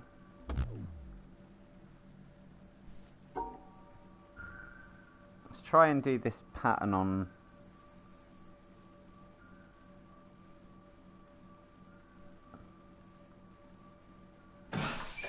Oh, are you kidding me? Why the hell did I not think about doing that before? Oh, how much time we just wasted there. All I needed to do was just do the shape. Oh, for God's sake. Alright, hooray, we did it. Well done, us. We did it. Hooray. Okay, let's speed things up a little bit for this bit. Okay, so, solution. Unbelievable. I feel like such a knucklehead right now. I apologise to anybody watching this. Those of you that are still actually here in person, and those of you that are watching the video behind, like in the past, or no, in the future.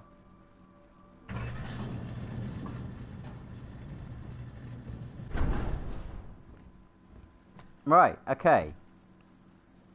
We are actually progressing now, finally. Ooh.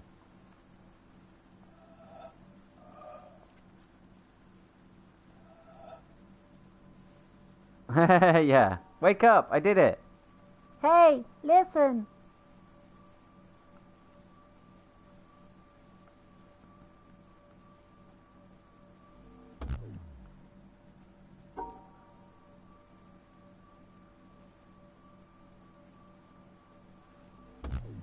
Oh, okay. That's a weird one. Oh, no, that way then. Yeah. And that was for what exactly? Yeah, I did it in the end. It's just annoying that it took so long to do. I just feel like I've wasted so much time trying to get that one done. Okay, so we have 3 and 2.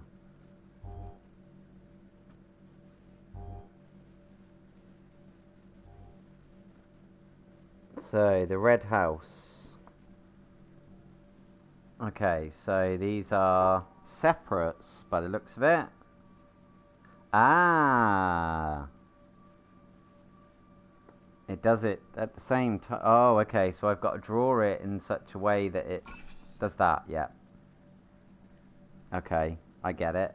I get it! I understand this one, people.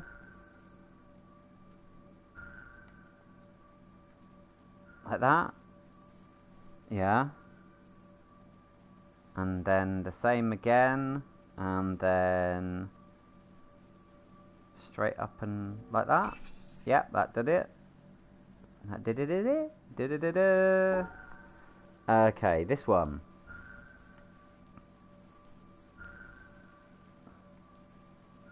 So that separates them from each other. And then we go... No, not like that. Like... No, not like that either. So dividing lines.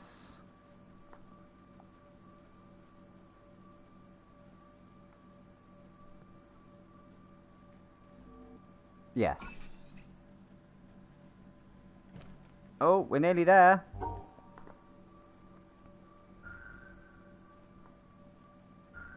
This one will go this way. Like this. And then we'd have to go that way, round, and then that way, round.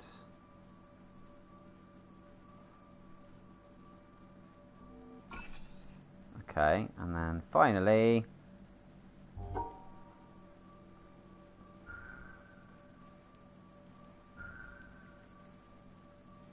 like that.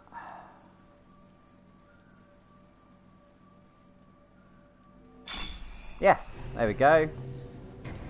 Right, is that all the doors opened?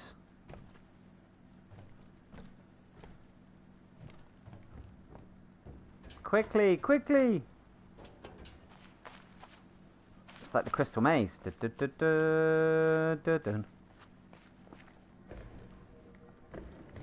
Okay, so we can get out to this level. And then get up here, and we can now go in this door. Excellent. And then go up to this one, and we can go out this door. And then up here, round here. Yeah, we're good, we're good, we're nearly there. We're gonna make it, we're gonna make it. Oh, I don't know if we can solve this one, guys. Look, anybody got any ideas what we should do with this one? Tricky puzzle, this one.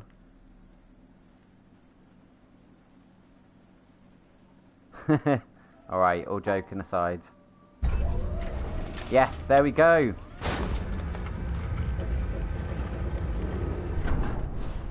Town. Done. Oh, thank you, sweet Jesus.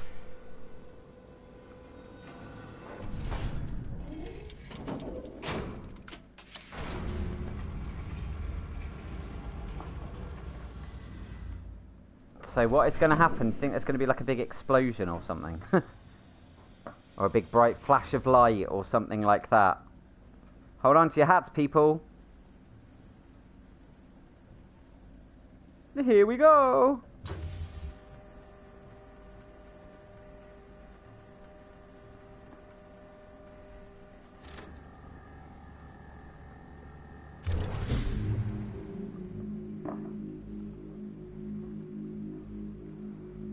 Oh. Okay, nothing happened. That was a bit anticlimactic. Maybe we've got to do something when we get up there then. Oh, I thought something was going to happen, like we were going to get a scene or a something. Alright, never mind. Right, okay, next location. Come on, we can do this. We're nearly there. So now, I'm going to go to the windmill, and I have got the solutions for the windmill. How's things going? Yeah, finally solved all the puzzles in this town. Was pulling my hair out. You were lucky. You managed to escape the frustrating section where I just couldn't work out for the life of me what I was meant to do. But it's all done now. So we got all the lasers activated. So we're going to do one last thing. If I can find the windmill. Where's the windmill in relation to where I am? It's over here somewhere. We're going to go to the windmill and we're going to see if we can activate those screens. Like I say, I've got the solution for this bit because this is not part of the main game. This is just like an extra thing, and this, I'm hoping that this might give us something. So here we go, back into the Dharma Initiative building. Gonna find out all about their plans to conquer the world now.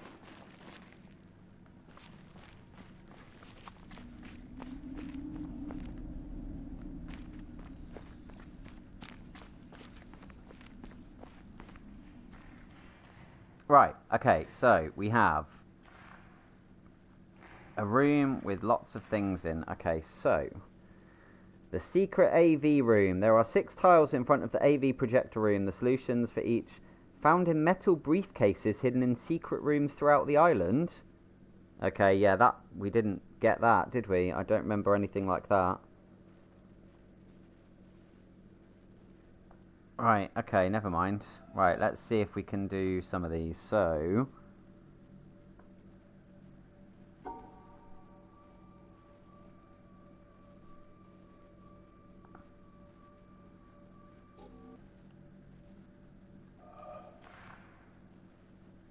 and that did absolutely nothing.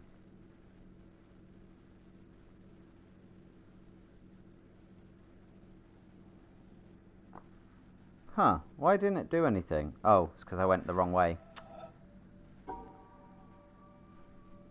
There we go.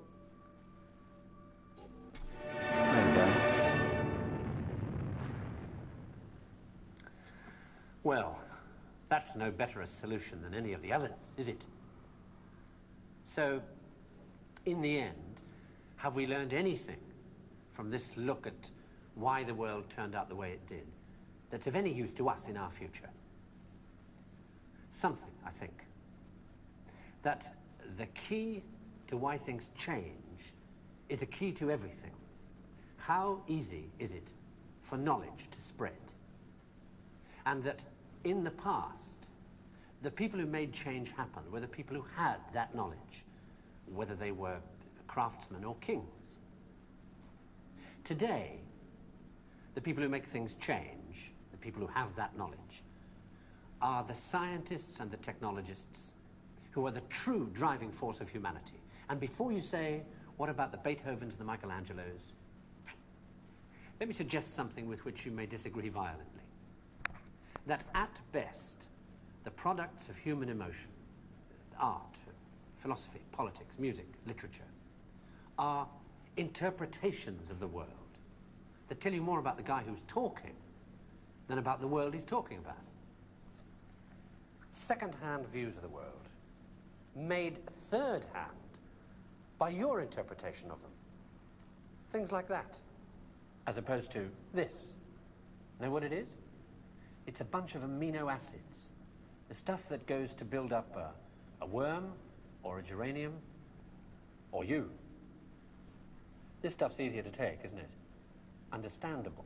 Got people in it.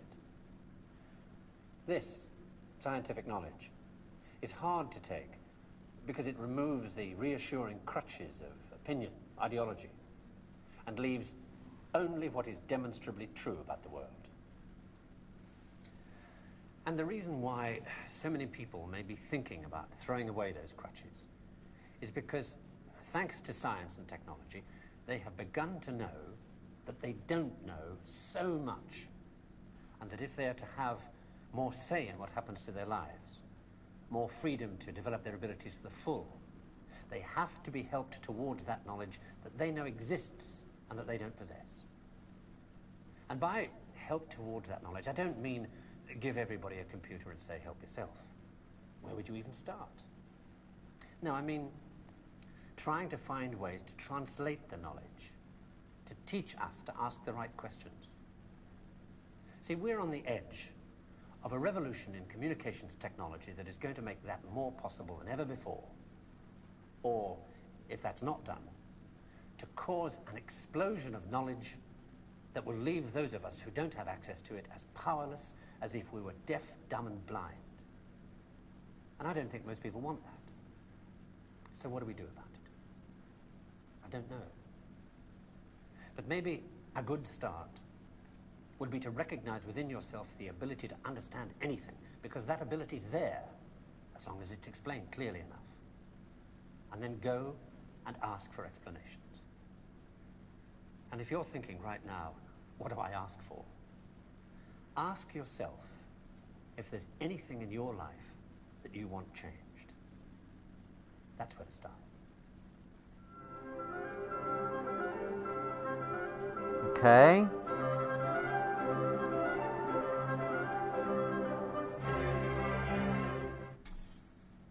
That was a bit strange. It said the BBC on there as well. BBC and NASA. So ask yourself that question, people. That was very philosophical, wasn't it? Right, what's the next one then? I wonder if it's going to be more of the same or something a little bit different. And so, by a backhanded, upside-down argument, was predicted that there is in carbon a level at 7.82 million volts, and then experiments in the laboratory with carbon show indeed that there is. And therefore, the existence in the world of all these other elements is very closely related to the fact that there is this particular level in carbon. But the position of this particular level in carbon seems to us, after knowing the physical laws, to be a very complicated accident of 12 complicated particles interacting. So I wish to illustrate by this example that an understanding of the physical laws doesn't give you an understanding in a sense of understanding significance of the world in any way. The details of real experience are very far often from the fundamental laws. There are, in a way of speaking in the world, we have a way of discussing the world which you could call, we discuss it at various hierarchies or levels. Now, I don't mean to be very precise, there's a level, there's another level, and another level, but I will indicate by describing a set of ideas to you, just one after the other, what I mean by hierarchies of ideas. For example, at one end, we have the fundamental laws of physics. Then we invent other terms for concepts which are approximate, who have, we believe, the ultimate explanation in terms of the fundamental laws. For instance, heat. Heat is supposed to be the jiggling, and it's just a word for a hot thing is just a word for a mass of atoms which are jiggling. For that, fundamentally, we should think of the atoms jiggling. But for a while, if I we're like the talking word about heat, jiggling. we sometimes forget about the atoms jiggling. Just like when we talk about the glacier, we don't always think of the hexagonal ice snowflakes which originally fell. Another example of the same thing is a salt crystal. Looked at fundamentally, it's a lot of protons, neutrons, and electrons. Hey Lou, You how's have it going, this man? salt crystal, which carries a No, whole it's not where the pattern laser took us. This was already a of secret fundamental facility that we interactions. found earlier in the game, Idea like pressure. and it's like a secret AV Now, if we room. go So I've higher just up been from this, playing the videos, another and level, they're a we bit have strange, properties of substances very like philosophical refractive and index, how light is like bent when it concepts goes to do through with something, science or and surface technology and things tension, like that. the fact that the water But we are going pulls to go and itself figure together out what's is happened with all the described by lasers in a number. moment, I because we've remind now you, activated them we have all. to go through several laws down How are to you find out today? that it's the pull of the atoms and so on. But we still say surface tension, and don't worry when we're discussing surface tension of the inner workings always. Sometimes we do, sometimes we don't. Go on, up in the hierarchy. With the water, we have the waves, and we have a thing like a storm. We have a word for storm, which represents an enormous mass of phenomena. Phenomena. Or Do, sunspot, do, do, do. or star, which is an accumulation of things. And it's not worthwhile always to think of it way back. In fact, we can't, because the higher up we go, we have too many steps in between, each one of which is a little weak, and we haven't thought them all through yet. If we go up in this hierarchy of complexity, we get to things like frog, or nerve impulse, which you see is an enormously complicated thing in the physical world, involving an organization of matter in a very elaborate complexity. And then we go on, we come to things, words, and concepts like man, and history. Or You passed out for a bit of a nap, okay. expediency, Oh, and so pizza. which is a series of concepts I'm gonna that have we use pizza to actually. I've understand things at got a myself a higher pizza, level. frozen pizza, and Going on, we come a to things like garlic evil and cheese pizza and bread beauty to and have hope. in a little while when I watch SummerSlam. So I'm Which looking forward to that. end is nearer to the ultimate creator, or the ultimate. So if I make a religious metaphor, which end is nearer to God? Beauty and hope, or the fundamental laws? I think that the right way, of course, is to say that the whole structural interconnections of the thing is the thing that we have to look at, and that the sequence of hierarchy, that all the sciences and all the efforts, not He only just science, cuts but himself all off there. efforts of intellectual kind, are to see the connections of the hierarchies is to connect beauty to history, is to connect history to man's psychology, the man's psychology to the working of the brain to the neural impulse to the chemistry, and so forth, up and down, both ways. And today we cannot, and there's no use making believe we can, draw carefully a line all the way from one end of this thing to the other. In fact, we've just begun to see that there is this relative hierarchy. And so I don't think either end is nearer to God's. And to stand at either end and to walk out off the end of the pier only, hoping out in that direction is the complete understanding, is a mistake. And to stand with evil and beauty and hope, or to stand with the fundamental laws, hoping that way to get a deep understanding of the whole world with that aspect alone, is a mistake. And it is not sensible either for the ones who specialize at one end and the ones who specialize at the other end to have such disregard for each other. They don't actually, but the people say they do. So. Okay. But that actually the great mass of workers in between, connecting one step to another, are improving all the time our understanding of the world, both from working at the ends and working in the middle. And in that way, we are gradually understanding this connection, this tremendous world of interconnecting hierarchies. If you expected science to give all the answers to the wonderful questions about what we are, where we're going, what the meaning of the universe is, and so on, then I think you could easily become disillusioned and then look for some mystic answer to these problems.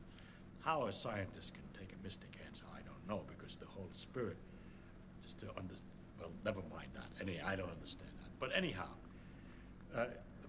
if you think of it, though, the way I think of what we're doing is we're exploring. We're trying to find out as much as we can about the world.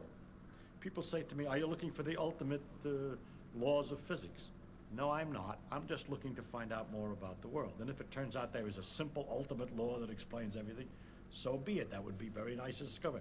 If it turns out it's like an onion with millions of layers and we're just sick and tired of looking at the layers, like an then ogre. that's the way it is. But whatever way it comes out, its nature is there, and she's going to come out the way she is. And therefore, when we go to investigate it, we shouldn't pre-decide what it is we're trying to do, except to find out more about it.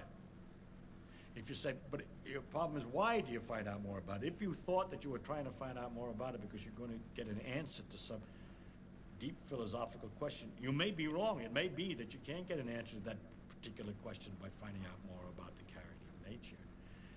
But I don't look at it. My interest in science is to simply find out about the world. And the more I find out, the better it is. I like to find out. There are very remarkable mysteries about the fact that we're able to do so many more things than apparently animals can do. And other questions like that. But those are mysteries I want to investigate without knowing the answer to them. And so altogether, I can't believe the special stories that have been made up about our relationship to the universe at large, because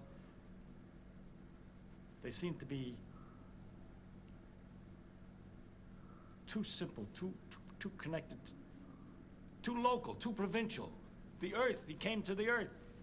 One of the aspects of God came to the earth, mind you. And look at what's out there. How can it isn't in proportion.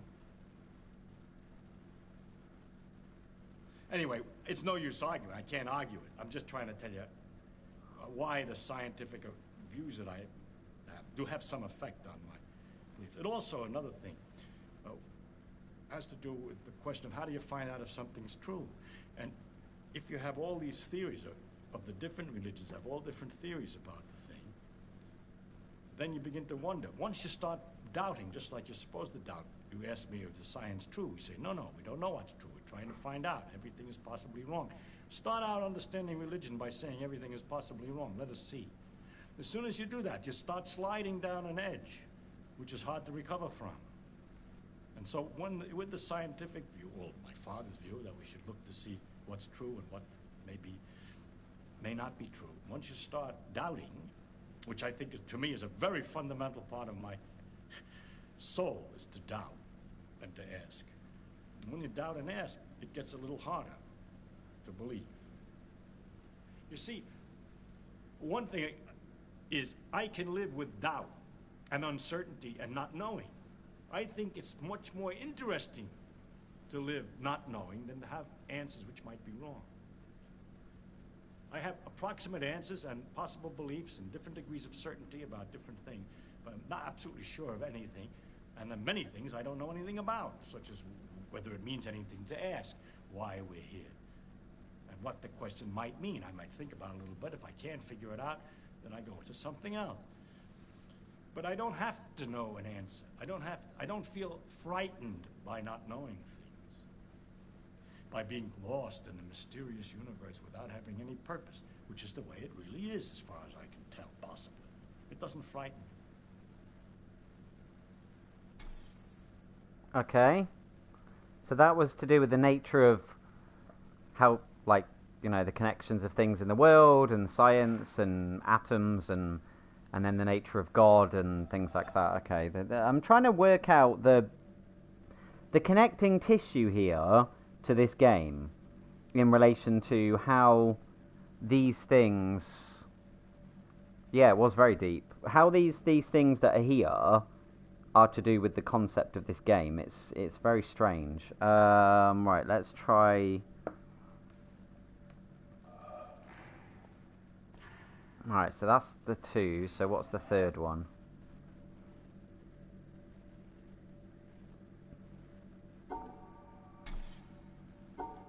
So we start and go round here. And there.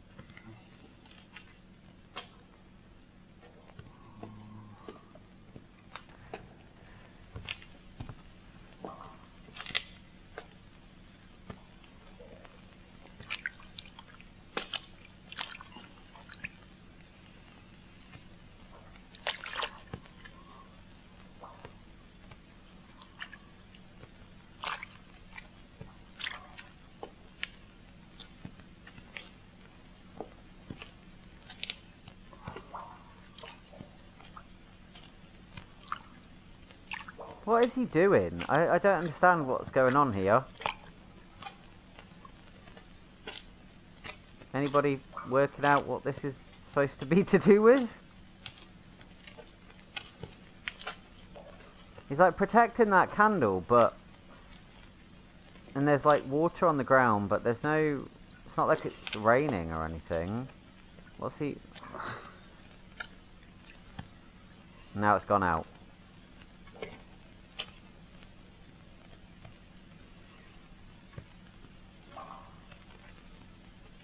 We've gone from deep to bizarre. Yeah, agreed. This is weird.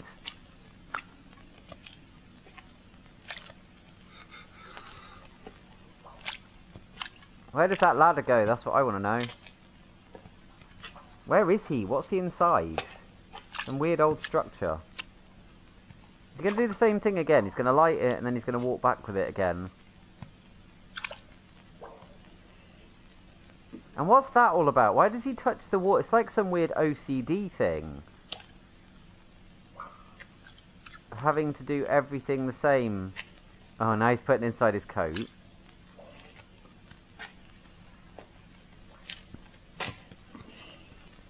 Is there some kind of deeper meaning behind this that we're not seeing?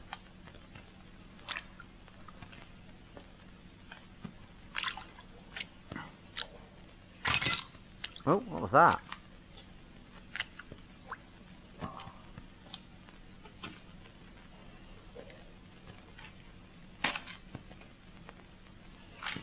He set his coat on fire in a minute.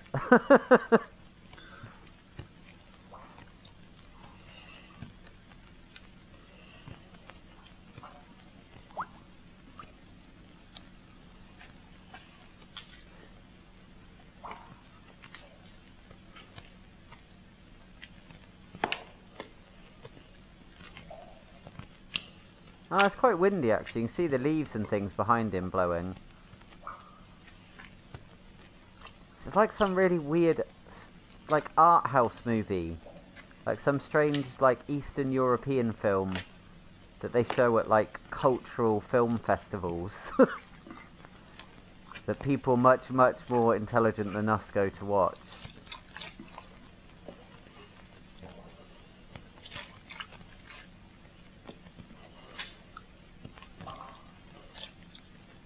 The sort of thing you expect to see, like, it will turn out to be some, like, kind of, it'll be like a Latvian movie, and it'll win the Oscars for, like, best foreign language film or something.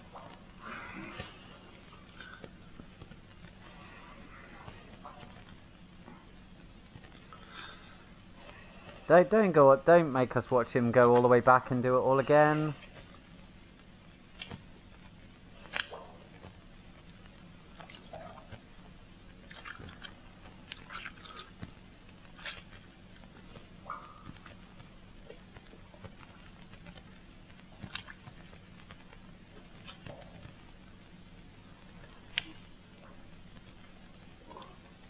What's he doing now?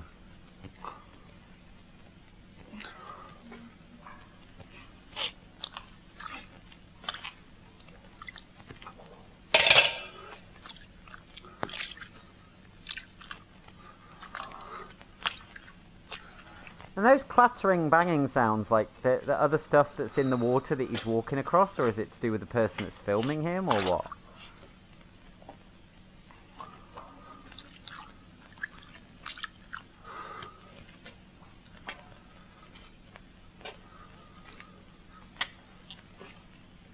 It's almost like, you know when you see, like, in their, like, Greek myths and stuff, when somebody goes to Hades and they're given a punishment, and they have to keep doing it over and over, and that's their punishment forever in hell. It's like this. This guy, he has to light this candle and try and get to the other end of the room, but every time he gets so far, it goes out, and then he has to repeat the cycle over and over and over again. Because look, it's the same routine as well every time. Touch the wall, turn around, and then try and get across the room while preventing the candle from going out. I don't know, that's my take. Anyway, that's what I'm looking at it as. What do you think?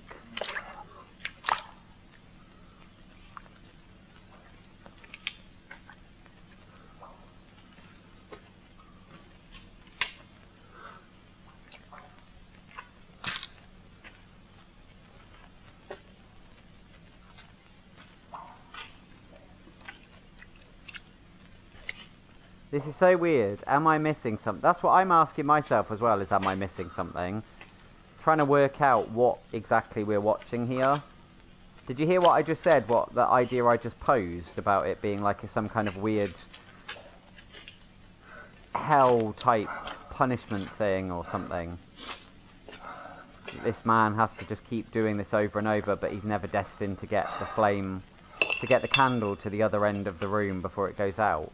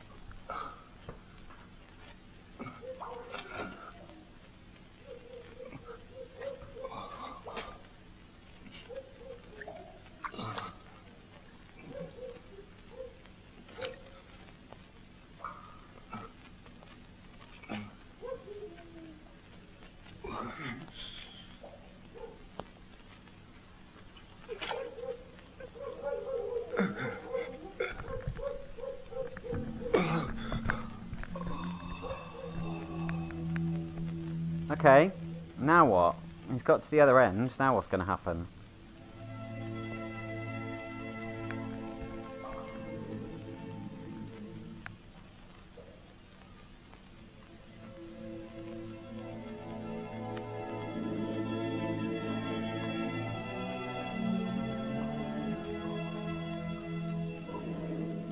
Why take his hands away near the end? Yeah.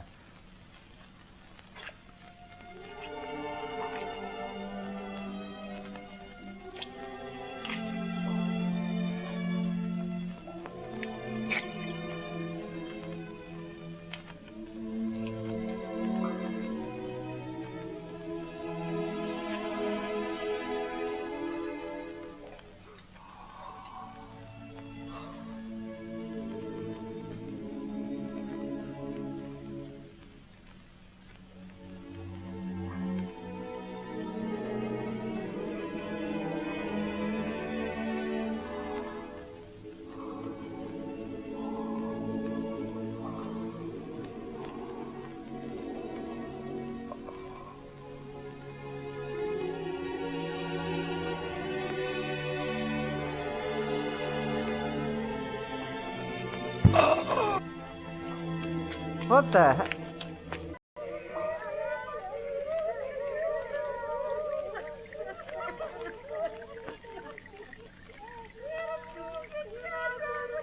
Told you, weird Eastern European film.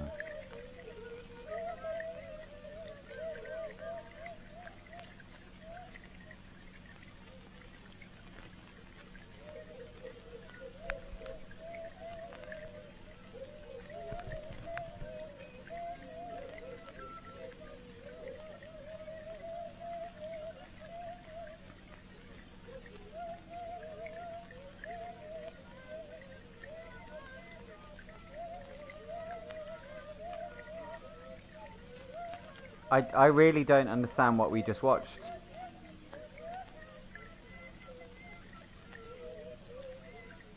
What's that behind him? Is it like an aqueduct or something in the distance?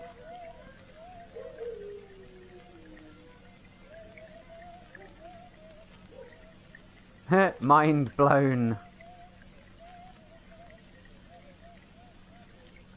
I don't get it though. I don't understand.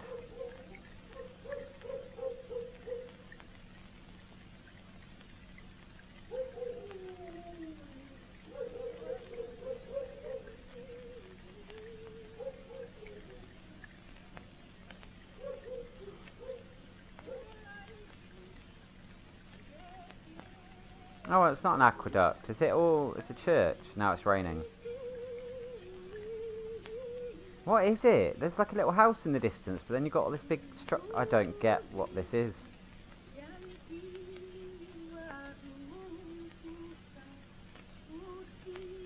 Is it snowing?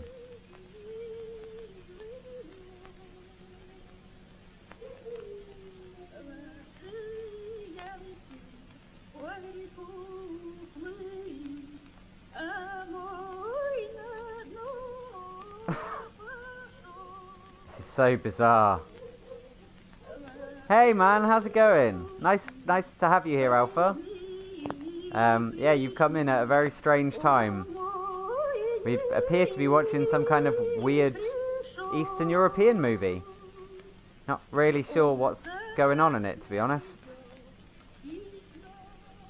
It's baffling. I'm sure maybe there's smarter people that would work this out. And if any of you who are watching this after the event that aren't here while I'm live, then leave a comment if you've got any clue as to what the hell this is all about. Because I'm baffled. And it's still going. Like, what? Why is it still going? I'm good, and yes, I can see that. I'm unnerved. Dedicato alla memoria de mia dedicated to the memory of my mother. Andrei Tarkovsky. Yeah, so Tarkovsky, that's like a Russian-y sounding name. Has the candle gone out? I'm waiting for a jump scare. Yeah, I know, me too. WTF, my brain hurts. Does not compute. Yeah, I think we're all in the same boat there. Right, okay, let's see if the fourth one makes any more sense, or is just as weird. Right, so which way? So, around this way. I really hope it's not something as bizarre as that one was.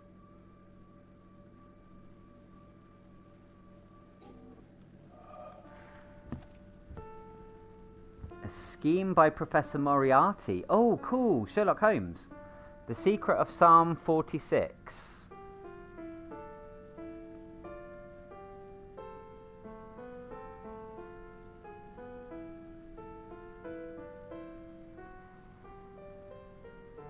How many of you here have personally witnessed a total eclipse of the sun? To stand one day in the shadow of the moon is one of my humble goals in life. I've played too much Outlast recently because I'm expecting something terrifying. Yeah. On February 26th, 1979, a solar eclipse passed directly over the city of Portland. I bought my bus tickets and found a place to stay, but in the end, I couldn't get the time off work. Well, anyone who lives in Portland can tell you that the chances of catching the sun in February are pretty slim. And sure enough, the skies over the city that day were completely overcast. I wouldn't have seen a thing. That work I couldn't get out of was my first job out of college. A sales clerk at an old Radio Shack store in beautiful downtown Worcester, Massachusetts. On my very first day behind the counter, a delivery truck pulled up to the front of the store. They carried in a big carton upon which was printed the legend TRS-80. It was our floor sample of the world's first mass-market microcomputer. The TRS-80 Model 1 had a Z80 processor clocked at 1.7 MHz, 4,096 bytes of memory, and a 64-character black-and-white text display. Wow. The only storage was a cassette recorder. All this could be yours for the low, low price of $599. Alpha's there right now going, what's a cassette recorder? Had seen better days. At one time, it had been near the center of a thriving commercial district. But like so many other New England cities, the advent of shopping malls had, by the early 70s, turned it into a ghost town. Worcester's solution to this problem was decisive, to say the least. The city's elders apparently decided that if they couldn't beat them, they would join them.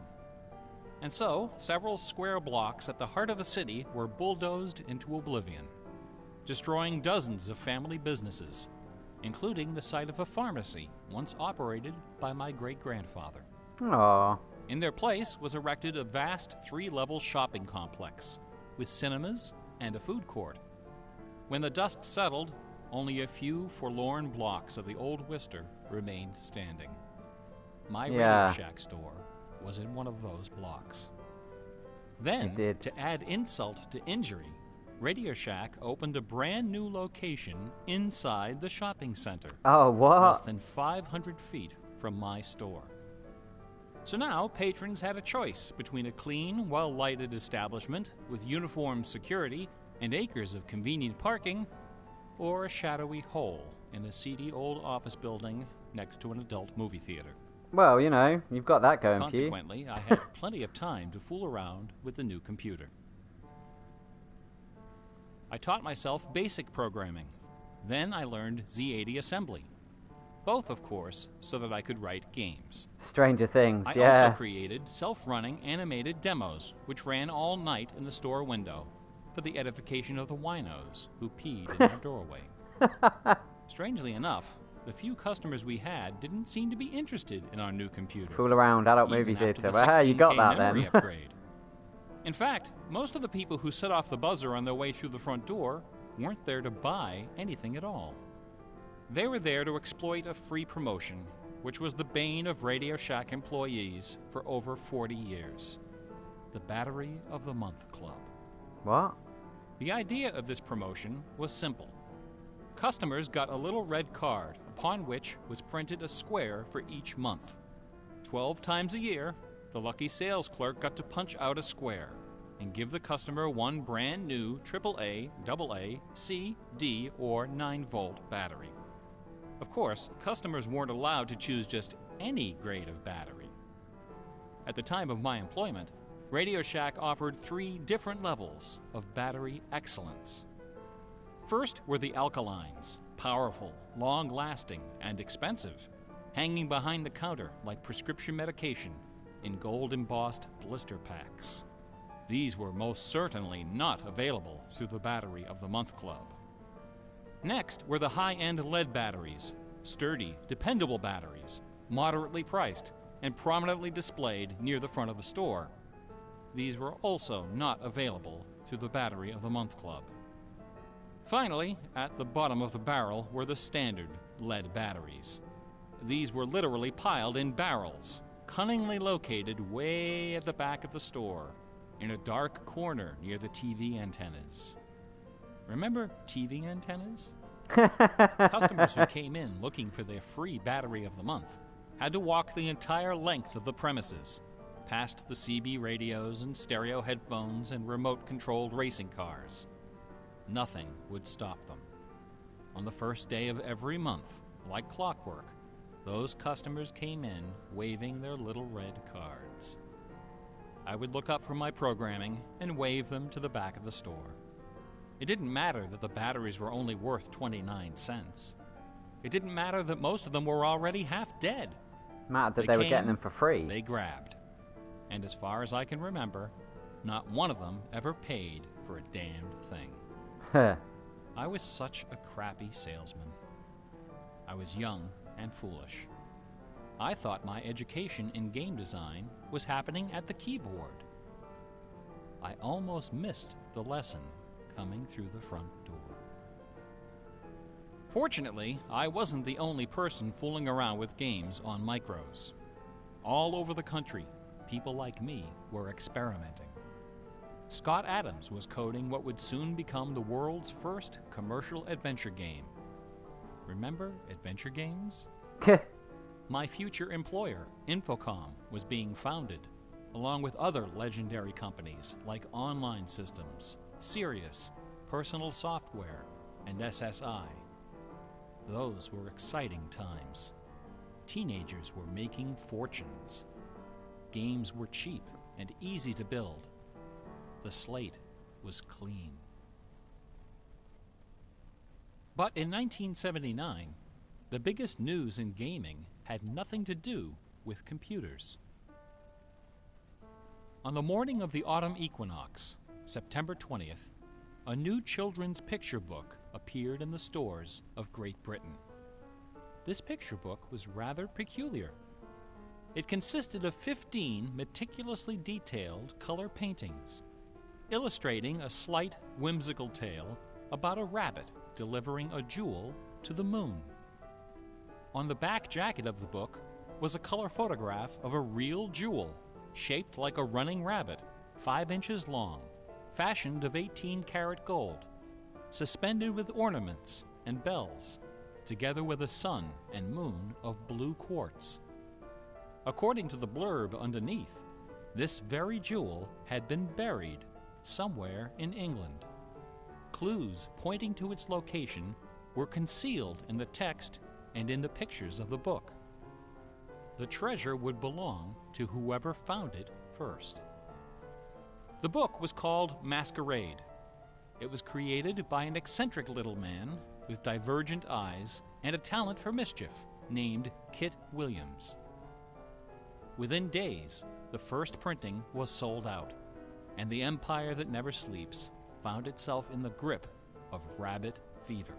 This is not a real Excited book, is it? readers I've never attacked heard the of this paintings before. with rulers, compasses, and protractors. Magazine articles and TV specials dissected the clues, floated theories, and followed with keen delight the reckless exploits of the fanatics. One obscure park, unfortunately known by the nickname Rabbit Hill, was so riddled with holes excavated by misguided treasure seekers that the authorities had to erect signs assuring the public that no gold rabbits were to be found there. Some hunters ended up seeking psychological counseling for their obsession. The craze leapt over the Atlantic Ocean and invaded America, France, Italy, and Germany. It sold over 1 million copies in a few months, a record unrivaled by any children's title until the advent of Harry Potter. Over 150,000 copies were sold in foreign translations, including 80,000 copies in Japanese, despite the fact that the puzzle was only solvable in English. It didn't matter that the Masquerade jewel was only worth a few $1,000s. Many seekers spent far more than that in their months of exploration and travel. It was the thrill of the chase, the possibility of being the one. Treasure hunts, secret messages, and hidden things seem to exert an irresistible appeal. Bit like in this They're game. fun to look for and to talk about. And this fact of human psychology has been exploited in computer games since the earliest days. It finds expression in the hidden surprises we call Easter eggs. Atari's Stephen Wright is credited with coining this term in the first issue of Electronic Games magazine. The first Easter egg in a commercial computer game appeared in an early Atari 2600 cartridge called, simply enough, Adventure. By a sequence of unlikely movements and obscure manipulations, players could discover we're going into a Ready secret Player room One where territory the now. words "created by Warren Robinette" appeared in flashing letters. Over the decades, Easter eggs and their evil twin, cheat codes, have become an industry within an industry. Entire magazines and websites are now devoted to their carefully orchestrated discovery and dissemination. They're part of our toolkit, our basic vocabulary, the language of computer game design. Computer gamers may have been the first to refer to hidden surprises as Easter eggs, but we certainly weren't the first to use them. Painters, composers, and artists of every discipline have been hiding stuff in their works for centuries. The recent advent of VCRs and Laserdisc players with freeze-frame capability exposed decades of secret Disney erotica. Thomas Kincaid, the self-appointed painter of light, amuses himself by hiding the letter N in his works. A number beside his signature indicates how many N's are hidden in each painting. Picasso, Dali, Raphael, Poussin, and dozens of other painters concealed all kinds of stuff in their paintings. A favorite trick was hiding portraits of themselves, their families, friends, and fellow artists in crowd scenes. El Greco loved dogs, but the Catholic Church forbid him from including any in his sacred paintings. So he hid them, usually within the outlines of celestial clouds. Composer Dmitri Shostakovich chafed under the political censorship imposed by the Soviet Ministry of Culture. His symphonies and chamber works are loaded with hidden signatures and subversive subtexts, which, had they been recognized, would have sent him to Siberia. Mozart's opera, The Magic Flute, is filled with musical allusions to the rituals of the Freemasons. Wow, the really? ancient secret society of which he and his mentor Haydn were members. But the most famous purveyor of Easter eggs is that champion of the late Baroque, the ultimate musical nerd, Johann Sebastian Bach. Bach was a student of gematria, the art of assigning numeric values to letters of the alphabet. A equals 1, B equals 2, C equals 3, etc. By comparing, sequencing, or otherwise manipulating these numbers, secret messages can be concealed. Bach took particular delight in the geometrical numbers 14 and 41. 14 is the sum of the initials of his last name. B equals 2, A equals 1, C equals 3, and H equals 8. 41 is the sum of his expanded initials, J.S. Bach. These two numbers show up over and over again in Bach's compositions. One of the better-known examples is his setting of the chorale Vor deinem Thron. The first line of the melody contains exactly 14 notes, and the entire melody, from start to finish, contains 41. Another of Bach's favorite games was the puzzle canon. A canon is a melody that sounds good when you play it on top of itself, a little bit out of sync. Frere Jacques and Row, Row, Row Your Boat are familiar examples of simple, two-voice canons. But a canon can employ any number of voices, and you don't have to play each voice the same way either. You can change the octave, transpose the key, invert the pitch, play it backwards, or any combination. Finding melodies that make good multi-voice canons is a fussy and difficult art, of which Bach was an undisputed master. Now, in a puzzle canon, the composer specifies the basic melody and the number of voices, but not the relationship of the voices. The student has to figure out the position and key of each voice, and whether to perform them inverted and/or backwards. Bach wrote quite a number of puzzle canons. The most famous, BWV 1076, is part of a fascinating story. One of Bach's students was a fellow by the name of Lorenz Misler, founder of the Society of Musical Science. This elite, invitation-only institution devoted itself to the study of Pythagorean philosophy and the union of music and mathematics. Its distinguished membership reads like a who's who of German composers, including Handel, Telemann, and eventually Mozart. Applicants for membership in the society were required to submit an oil portrait of themselves, along with a specimen of original music. With nerdly efficiency, Society member number 14 decided to combine these admission requirements into a single work.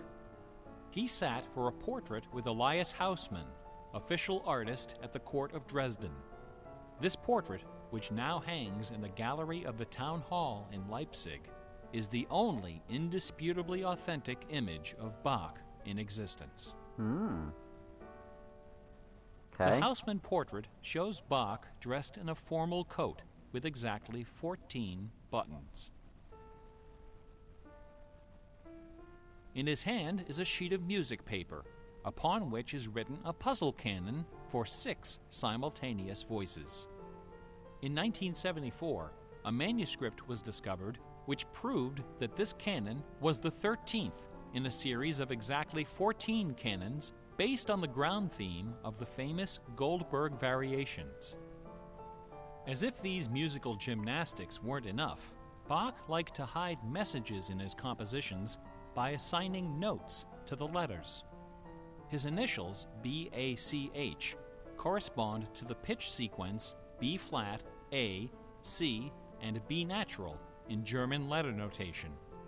This theme makes its most memorable appearance in the last bars of his final composition, The Art of Fugue, published soon after his death in 1750. The word fugue comes from the Latin fuga, which means flight, as in running away. So the art of fugue is the art of flight, the art of taking a theme and running with it. Bach wrote hundreds of fugues, but none as sublime as this sequence of 14. In the last and most complicated fugue in the series, the first and second sections develop normally. This is followed by the BACH signature, and then suddenly, without any warning or structural justification, the fugue stops, dead in its tracks. One of the composer's 20 children, his Wow, son Carl 20 Philipp children. Emanuel, claimed He was a that busy Bach man. died moments after those last few notes were written. This story is probably apocryphal. The Easter eggs in Bach's music are a pleasant obscurity, known chiefly to professors and students of Baroque music. But in March of 2002, when this lecture was first delivered, those Easter eggs were the talk of the entire classical music industry. Sitting near the top of the classical music charts that month was a compact disc on the ECM label called Morimer. It was performed by the Hilliard Choral Ensemble, together with a talented but, until then, little-known violinist, Christoph Poppen. The music on Morimer is based on a geometrical analysis of Bach's Partita in D minor for solo violin.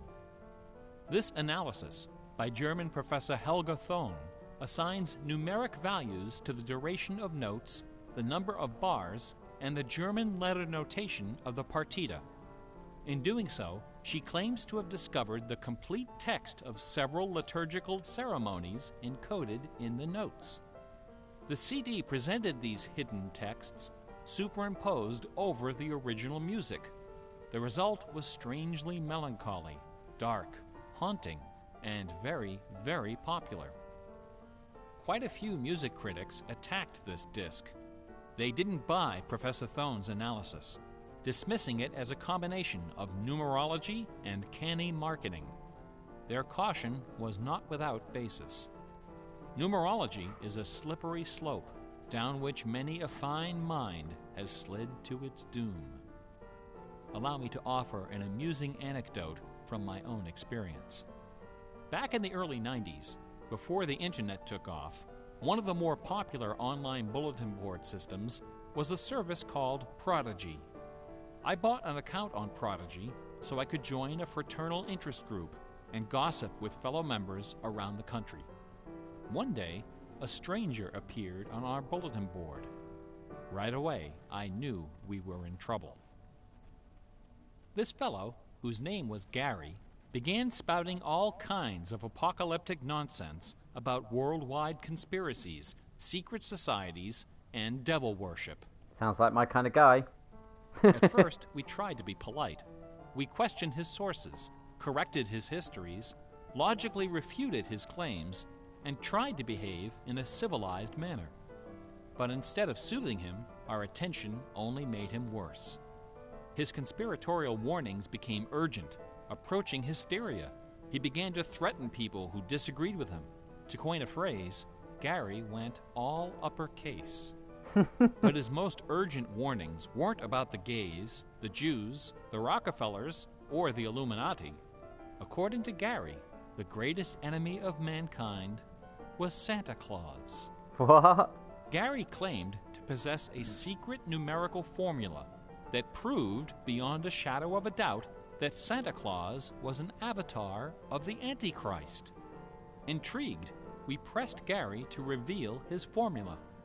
In doing so, we walked right into his trap. We should have known he had a book to sell. I fell for it. I sent him the $15. Less than a week later, the book arrived. Above an ominous photograph of the Washington Monument was emblazoned the title, 666, The Final Warning.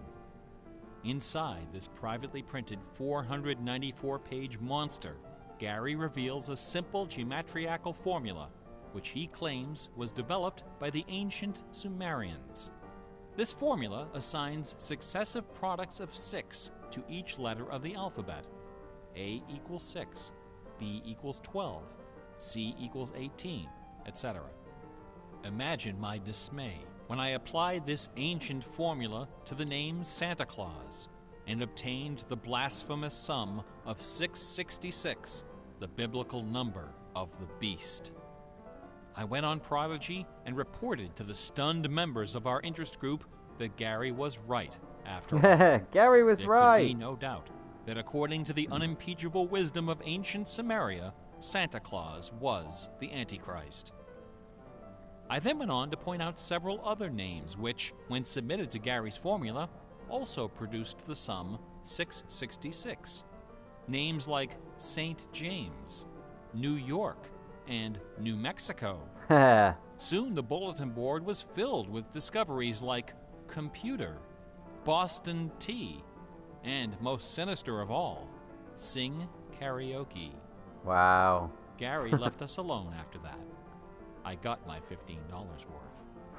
But Gary is hardly the first person to connect secret codes to the Bible.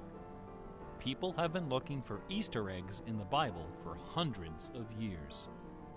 The Hebrew mystical tradition of Kabbalah can be described as a geometriacal meditation on the Pentateuch, the first 5 books of the Old Testament. The advent of computers has made the application of numerology to the Bible fast and efficient. The latest spate of Bible searching was instigated by a book published in 1998 by Michael Drosnin, a former Wall Street Journal reporter. His book, The Bible Code, applied a skip cipher in which every nth character in a text is combined to form a message. By applying his skip cipher to the Hebrew text of the Old Testament, Drosnin claimed to have discovered predictions of World War II, the Holocaust, Hiroshima, the assassination of Yitzhak Rabin and both Kennedys, the moon landing, Watergate, the Oklahoma City bombing, the election of Bill Clinton, the death of Princess Di, and the comet that collided with Jupiter. He also found predictions of a giant earthquake in LA, a meteor hitting the Earth, and nuclear Armageddon, all scheduled to occur before the end of the last decade. The Bible Code spent many weeks on the bestseller lists, spawning several sequels and dozens of imitators.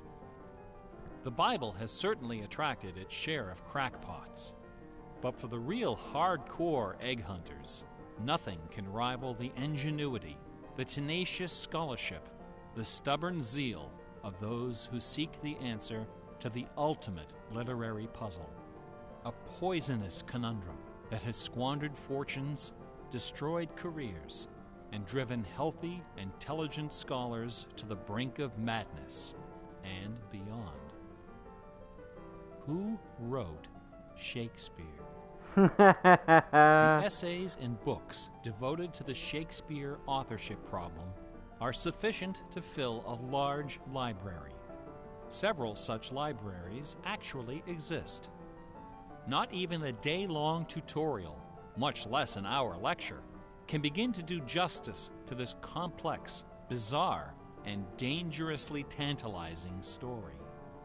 Nevertheless, for the unacquainted, I will attempt to summarize the issue in a few paragraphs.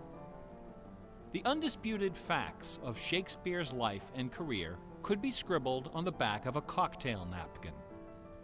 We know for a fact that a man named William Shakespeare was born in 1564 in or around the village of Stratford-upon-Avon. We know that he had a wife and at least 3 children. We know he bought property in Stratford, was involved in several lawsuits with his neighbors, and died there in 1616, aged 52.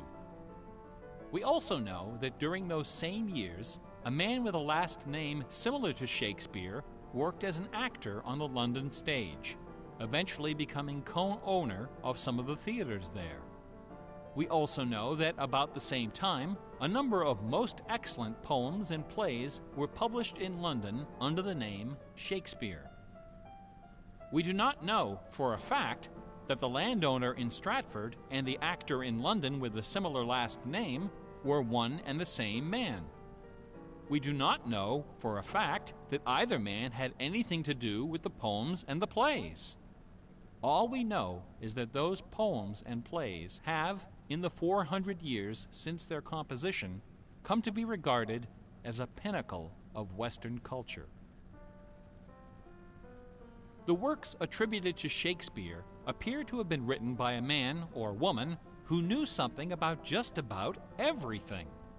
They're filled with references to mythology and classic literature, games and sports, war and weapons of war, ships and sailing, the law and legal terminology, court etiquette, statesmanship, horticulture, music, astronomy, medicine, falconry, and, of course, theater. Therein lies the problem. How could a farmer's son of uncertain schooling, from a mostly illiterate country village, a man of practically no account at all, wield such encyclopedic learning, with so much eloquence and wit, so much wisdom and human understanding? For the first 150 years, nobody questioned the traditional history of the bard. Then, in the late 18th century, Reverend James Wilmot, a distinguished scholar who lived just a few miles north of Stratford, decided to write a biography of the famous playwright. Dr. Wilmot believed that a man as well educated as Shakespeare must have owned a fairly extensive library, despite the fact that not a single book or manuscript is mentioned in his will. Over the years, he speculated, some of those books must have found their way into local collections. And so, the good Reverend Doctor scoured the British countryside, taking inventory of literally every bookshelf within 50 miles of Stratford. Not a single book from the library of William Shakespeare was discovered. Neither were there found any letters to, from, or about Shakespeare. Furthermore, no references to the folklore, local sayings, or distinctive dialect of the Stratford area could be found in any of Shakespeare's writings. After 4 years of painstaking research, Dr. Wilmot concluded, to his own dismay, that only one person contemporary with Shakespeare of Stratford had ever demonstrated the wide-ranging education and expressive talent needed to compose those poems and plays. That man was the multilingual author, philosopher, and statesman, inventor of the scientific method, chancellor to the courts of Queen Elizabeth and King James, Sir Francis Bacon. Dr. Wilmot never dared to publish his theory, but before he died, he confided it to a friend, James Cowell, who, in 1805, repeated it to a meeting of the Ipswich Philosophical Society. The members of the society were suitably outraged, and the scandalous matter was quickly forgotten. Then, in 1857, a lady from Stratford, Connecticut, published a book called The Philosophy of the Plays of Shakespeare Unfolded. In this book, Miss Delia Bacon, no relation to Francis, claimed that the works of Shakespeare were written by a secret cabal of British nobility, including Sir Walter Raleigh and Sir Philip Sidney, as well as Sir Francis Bacon. Delia Bacon's book electrified the world of letters. Battle lines were drawn between the orthodox Stratfordians and the heretical Baconians. Literary societies and scholarly journals were formed to debate the evidence. Hundreds of pamphlets, newspaper articles, and essays were published defending each side and ridiculing the opposition with that self-aggrandizing viciousness peculiar to tenured academics. Armed with her explosive book, Delia Bacon journeyed to Stratford-upon-Avon and, unbelievably, obtained official permission to open Shakespeare's grave. However, when the moment came to actually lift the stone, Delia's self-doubt precipitated a catastrophic nervous breakdown. She later died penniless in a madhouse. Around 1888, things began to get a bit out of hand. U.S. Congressman Ignatius Donnelly of Minnesota became interested in the Shakespeare controversy. One day, browsing through his facsimile copy of the First Folio of 1623, he noted that the word bacon appeared on page 53 of the Histories and also on page 53 of the Comedies. He also noted that Sir Francis Bacon had written extensively on the subject of cryptography. Donnelly began counting line and page numbers, adding and subtracting letters, drawing lines over sentences, circling words, and crossing them out. The result was a complex and virtually incomprehensible algorithm, which he claimed was invented by Bacon to hide secret messages inside the first folio. The greatest Easter egg hunt in the history of Western civilization had begun. Here are just a couple of the sillier highlights. A doctor named Orville Owen of Detroit constructed a bizarre research tool he called the Wheel of Fortune. This wheel consisted of 2 giant wooden spools wrapped with a strip of canvas 2 feet wide and 1,000 feet long. Onto this canvas, he glued the separate pages of the complete works of Bacon, Shakespeare, Marlowe, Greene, Peele, and Spencer, together with Burton's Anatomy of Melancholy. By cranking the spools back and forth, Dr. Owen could quickly zip across the pages in search of clues and cross-references. Employing a large team of secretaries and stenographers, Owen claimed to have uncovered a complete alternative history of Elizabethan England, as well as several entirely new Shakespeare plays and sonnets. Listen to this hidden verse, supposedly penned by the mighty bard himself, which inspired Dr. Owen to build his Wheel of Fortune. Take your knife and cut all our books asunder, and set the leaves on a great firm wheel, which rolls and rolls, and turning the fickle rolling wheel, throw your eyes upon Fortune, that goddess blind, that stands upon a spherical stone, that turning and inconstant rolls in restless variation. After publishing 5 thick volumes of this rubbish, Owen announced the discovery of an anagram, indicating that Bacon's original manuscripts were buried near Chepstow Castle on the River Wye. Owen spent the next 15 years and thousands of dollars excavating the bed of the river with boat crews and high explosives. He died before anything was found. A fellow named Arnsberg wrote an entire book based on the analysis of the significance of a suspicious crack in the tomb of Bacon's mother. A Ray of Sanity finally appeared in 1957. To those familiar with the science of cryptology, the name William Friedman needs little introduction.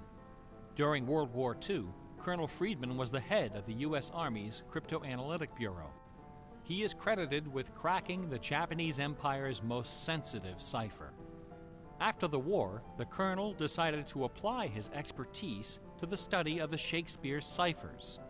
He interviewed several of the experts in the field and prepared a detailed scientific analysis, which he published under the title The Shakespeare Ciphers Examined.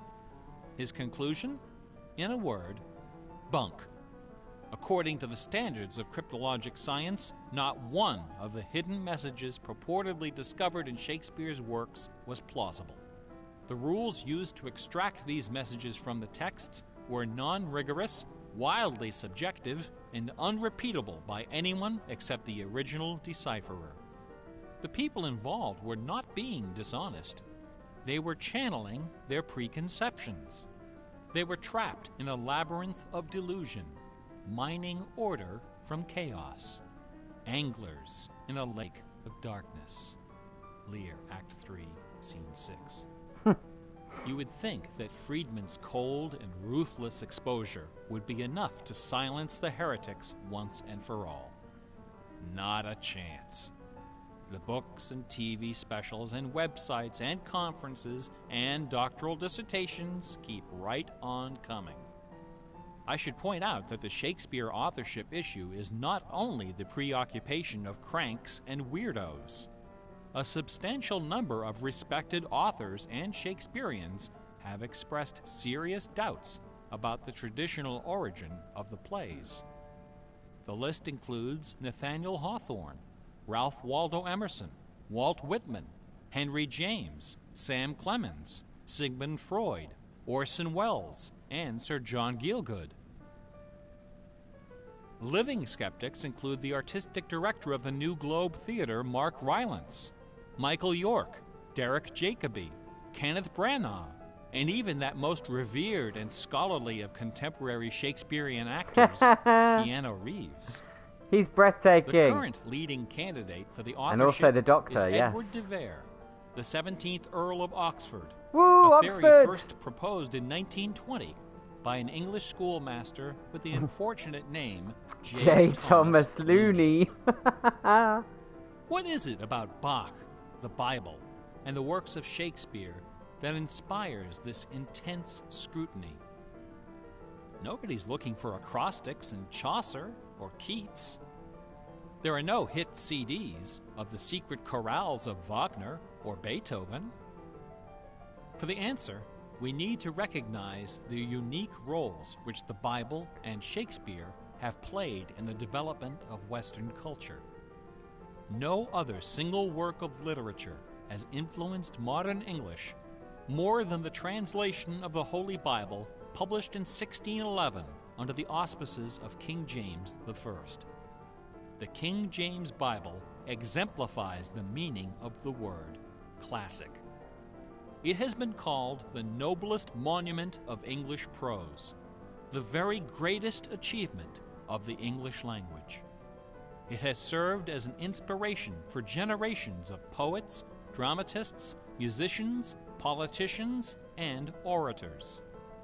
Countless people have learned to read by repeating the phrases in this, the only book their family possessed. Our constitutions and our laws have been profoundly shaped by its cadences and imagery. But even the glory of the King James Bible, compiled by a committee of 46 editors over the course of a decade, pales before the dazzling legacy of the Swan of Avon. The lowest estimate of Shakespeare's working vocabulary is 15,000 words, more than 3 times that of the King James Bible, and twice the size of his nearest competitor, John Milton. His poems and plays were written without the aid of a dictionary or a thesaurus. They didn't exist yet. It was all in his head.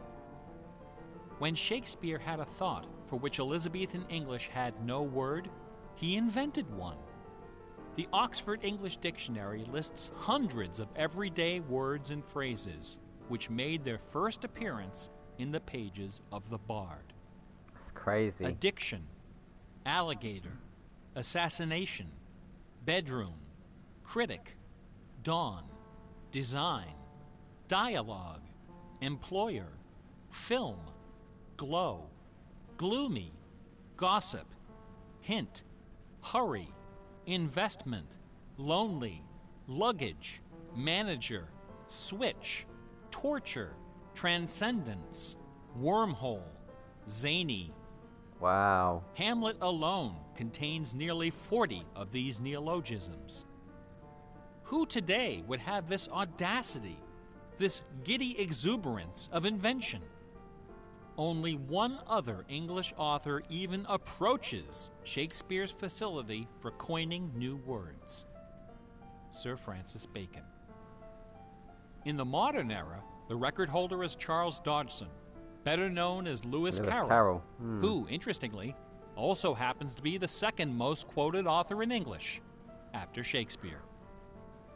Everyone has been profoundly molded by the influences of the King James Bible and Shakespeare. Like it or not, all of us peer at the world through the lenses of these great works. They are the primary source documents of modern English thought, the style guides of our minds. Contemplating these dazzling jewels of wisdom and eloquence gives rise to an extraordinary feeling, a potent, rare, and precious emotion with the potential to completely upset your life. An emotion powerful enough to make a man abandon his wife and children forfeit career and reputation, lay down his possessions, and follow his heart without questioning. That sweet, sweet fusion of wonder and fear, irresistible attraction and soul-numbing dread known as awe. Awe is the grail of artistic achievement. No other human emotion possesses such raw, transformative power, and none is more difficult to evoke. Few and far between are the works of man that qualify as truly awesome. It is awe that convinces a rabbi to spend a lifetime decoding Yahweh from the Pentateuch. Awe that sends millions of visitors each year to the pyramids of Giza, Guadalupe, and Mecca. It was awe that drove poor Delia Bacon to her doom. Now, please don't come away from this lecture thinking that the key to awesome game design is the installation of Easter eggs. Ordinary games with their contrived Easter eggs and cheat codes are like the Battery of the Month Club. You have to trudge down to the back of the store to get what you really came for. If superpower is what people really want, why not just give it to them? Is our imagination so impoverished that we have to resort to marketing gimmicks to keep players interested in our games? Awesome things don't hold anything back. Awesome things are rich and generous. The treasure is right there. One afternoon, I was sitting alone behind the counter at that old Radio Shack store. My boss had stepped out for some reason. An elderly woman walked through the front door.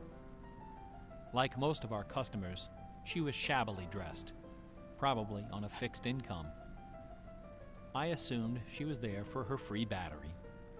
But instead, she placed a portable radio on the counter. This little radio came from the days when they boasted about the number of transistors inside on the case. It was completely wrapped in dirty white medical tape. The woman looked at me and asked, "Can you fix this?"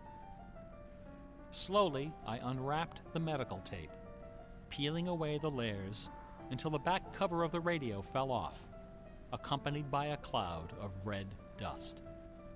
The interior of the radio was half eaten away by battery leakage and corrosion. I looked at the radio. I looked at the old woman. I looked back at the radio.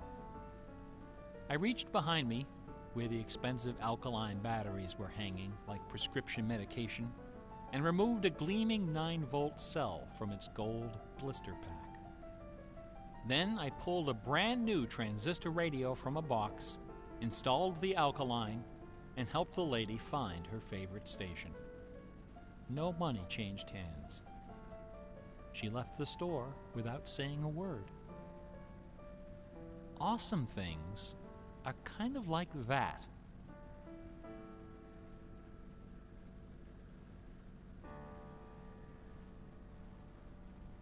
Wow. Bach offered his students very specific insight into the source of awe. In addition to BACH, 2 other sets of initials are also associated with Bach's music. These initials are not hidden in the notes. Instead, they're scrawled right across the top of the manuscript for the whole world to see. The initials are SDG and JJ. SDG stands for the Latin phrase Sole Deo Gloria, to the glory of God alone. JJ stands for Jesu Juva, help me, Jesus. Help me, Jeebus! Bach wrote all of his great masterpieces sub specie eternitatis, under the aspect of eternity. He did not compose only to please his sponsors or to win the approval of an audience. His work was his worship. Bach once wrote, "Music should have no other end and aim than the glory of God and the recreation of the soul. Where this is not kept in mind, there is no true music, but only an infernal clamor and ranting." The name of the power that moves you is not important. What is important is that you are moved. Awe is the foundation of religion. No other motivation can free you from the limits of personal achievement. Nothing else can teach you the art of flight. Computer games are barely 40 years old. Only a few words in our basic vocabulary have been established.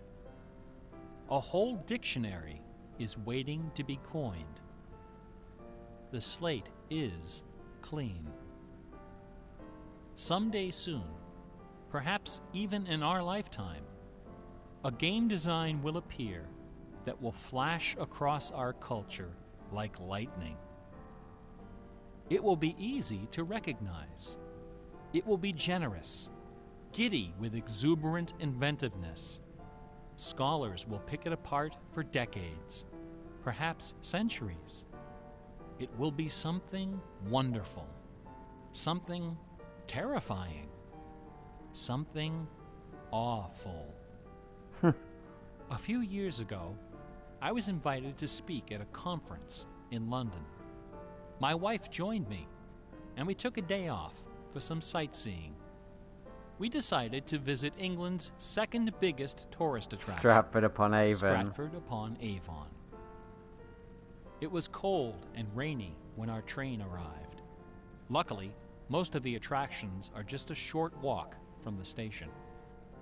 We visited Shakespeare's birthplace, a charming old house along the main street, which attracts millions of pilgrims every year, despite the complete lack of any evidence that Shakespeare was born there or even lived anywhere near it.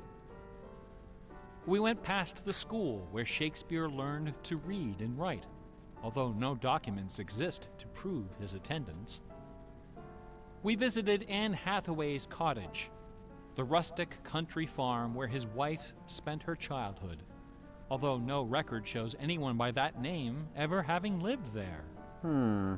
Finally, we came to the one location undeniably associated with Shakespeare, Trinity Parish Church, on the banks of the River Avon, where a man by that name is buried. This beautiful church is approached by a long walkway between rows of ancient gravestones, shaded by tall trees. The entrance door is surprisingly tiny. No cameras are allowed inside. The interior is dark and quiet. Despite the presence of busloads of tourists, the atmosphere is hushed and respectful. A few people are seated in the pews, deep in prayer. An aisle leads up the center of the church. The left side of the altar is brightly illuminated. On the wall above is a famous bust of the bard, quill in hand, gazing serenely at the crowd of pilgrims. On the floor beneath, surrounded by bouquets of flowers, at the very spot where Delia Bacon lost her mind, the gravestone of William Shakespeare bears this dire warning. Good friend, for Jesus' sake, forbear to dig the dust enclosed here. Blessed be the man who spares these stones, and cursed be he that moves my bones. Every year, 3 million pilgrims arrive from every nation on earth to approach this stone and consider the likeness of a man whose body of work can only be described as awesome. By contrast, The right side of the altar is dark and featureless. Nobody of any consequence is buried there. The only point of interest is a wooden case of simple design, carved of dark oak. Inside the case, sealed beneath a thick sheet of glass, lies a large open book. A plaque on the case identifies this book as a first edition of the King James Bible, published in 1611, when Shakespeare was 46.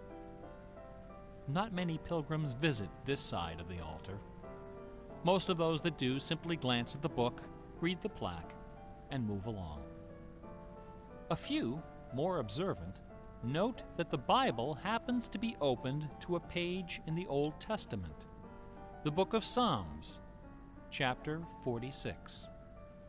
No explanation is given for this particular choice of pages. For the initiated, none is necessary. If you are of inquisitive bent, if you are intrigued by English history and literature, if you value your peace of mind, cover your ears now. In the year 1900, a scholar noticed something about the King James translation of Psalm 46. Something terrifying, something wonderful. The 46th word from the beginning of Psalm 46 is shake. The 46th word from the end is spear. No. There are only two possibilities here. Either this is the finest coincidence ever recorded in the history of world literature, or it is not. The Earth revolves around only one sun and has only one moon. The moon happens to be 400 times smaller than the sun. The sun happens to be 400 times farther away. And the apparent paths of the moon and sun in our sky happen to intersect exactly twice every month. Which means that every now and then, at long yet precisely predictable intervals, the lunar disk slips across the face of the sun and just barely conceals it for a few wonderful, terrible minutes. A fine coincidence, no? In June of 1977, a little man with divergent eyes and a talent for mischief ascended a hilltop in the British village of Ampthill. At the summit of this hill is a tall, slender cross, a memorial to Catherine of Aragon, the first wife of Henry VIII. The sun, high in the south, cast the shadow of the cross upon the grassy hillside. At exactly 12 noon, the man removed from his pocket a bar magnet. He turned the magnet so its north pole was facing south and buried it under the shadow of the cross. 2 years later, a few hours before the publication of his first book, the man returned to that hillside, this time in the dead of night. He used a compass to locate the magnet he had buried. In that same place, he dug a hole in the ground and placed inside a ceramic container inscribed with the following words: "I am the keeper of the jewel of masquerade, which lies waiting safe inside me for you or eternity."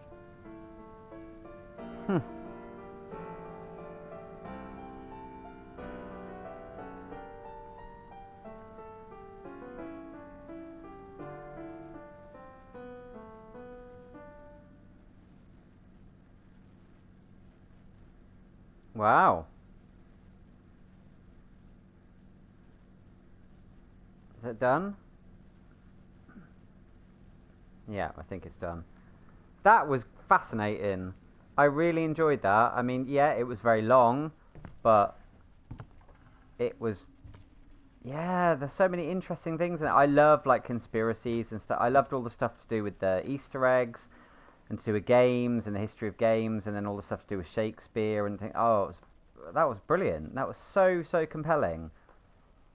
I hope you guys got a lot out of that too, and that you're not all asleep right now.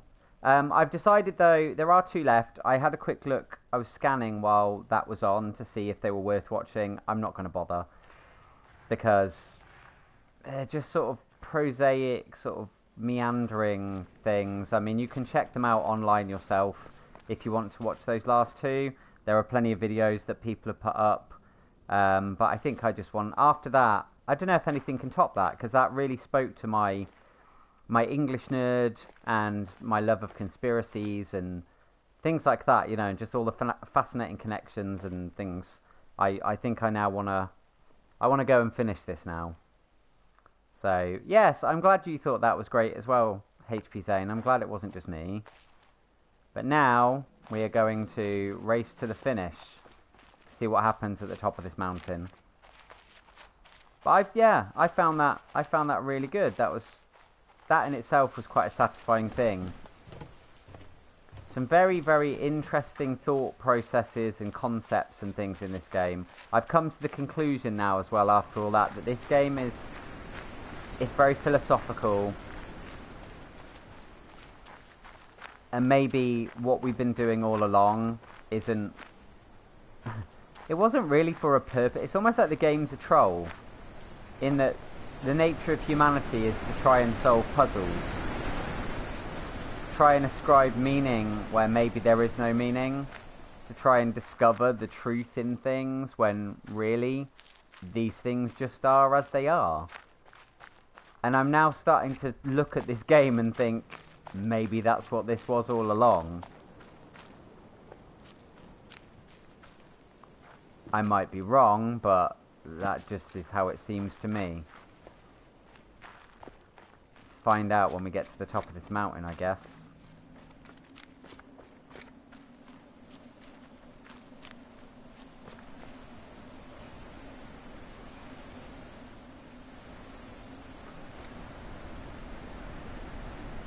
Wait. Have I missed the way in or something? Because I can't find... How do I get up? Because we've been up there before. We checked out that recorder and that little puzzle.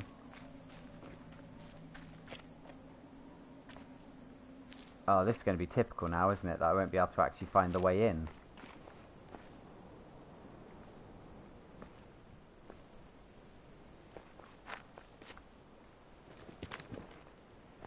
Oh, wait, hold on.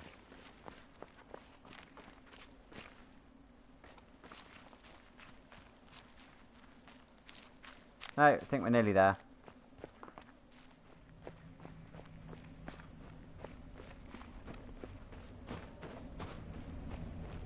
Alright, here we go.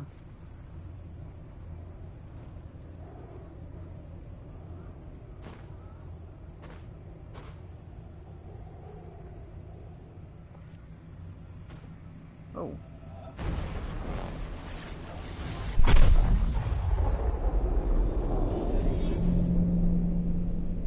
Ha! I spotted another environmental puzzle. Right, okay.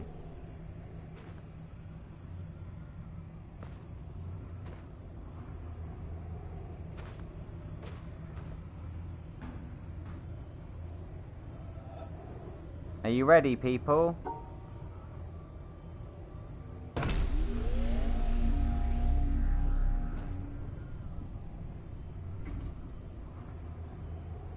Right, is this a mirror puzzle? No.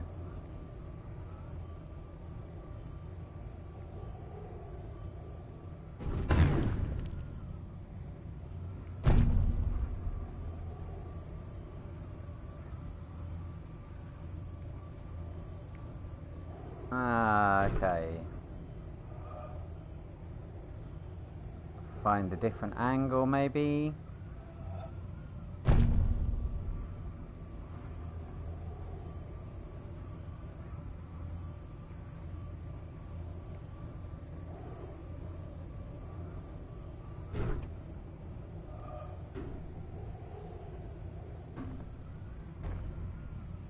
Alright. Where's it meant to finish anyway?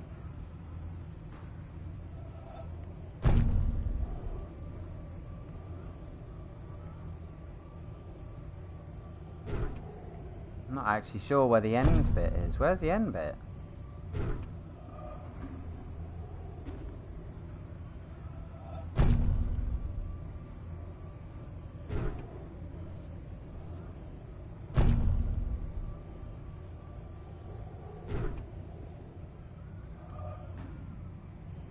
There's one there as well.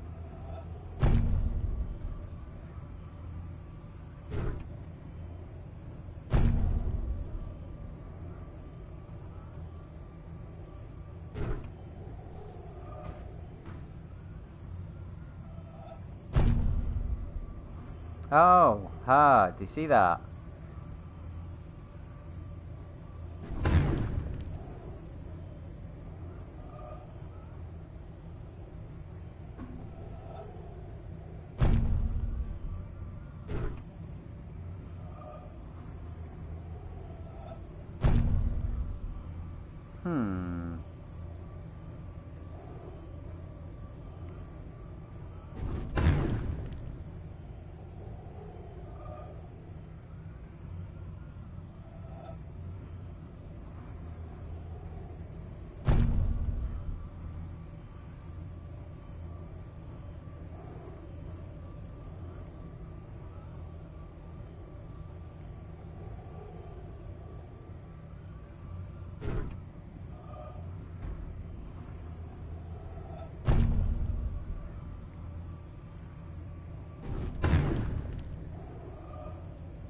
Alright, so I'm confused now because I've managed to make a line to each one of them.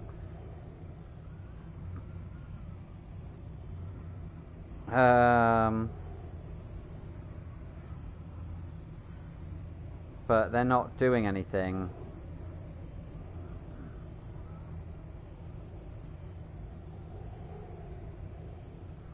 Anybody got any thoughts? The people that are actually still here?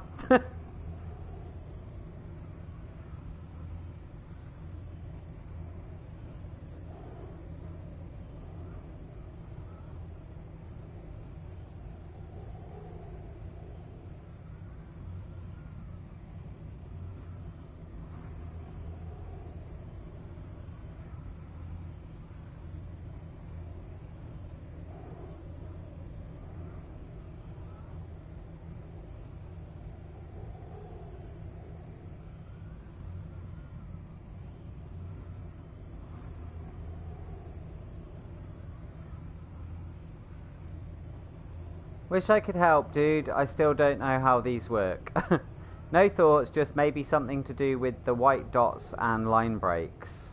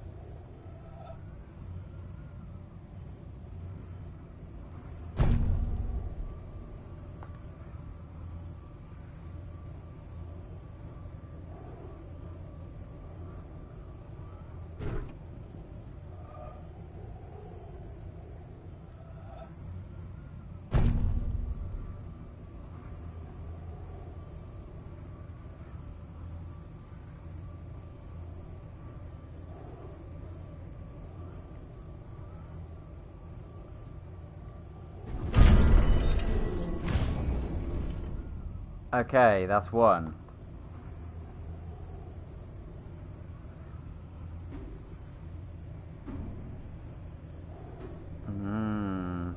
Right, next one.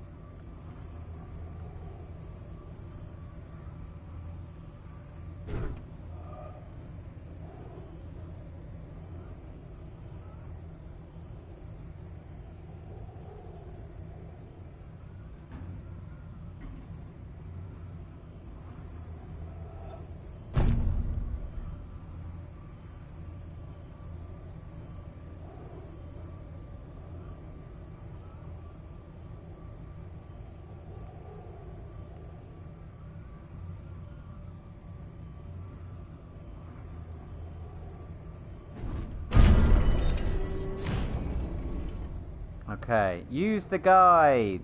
Yeah, I've started using the guide. Okay, that's so next one.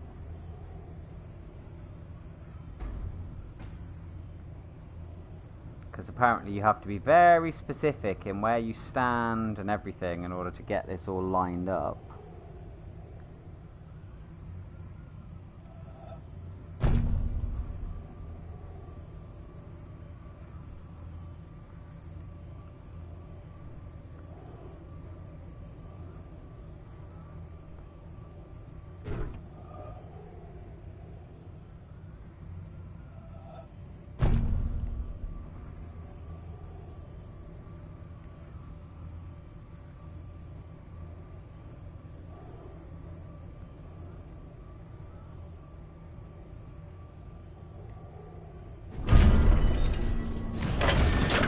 Oh, oh, oh, oh.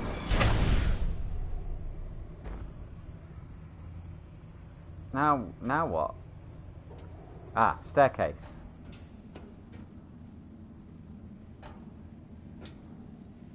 Hey, it's a video screens of places on the island. Yeah, all the different puzzles we've solved and the places we've been. Like we've been being watched by surveillance cameras or something the whole time.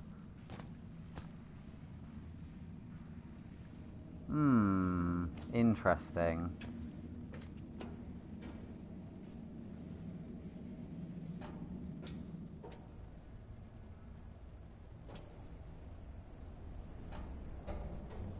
Journey to the center of the earth.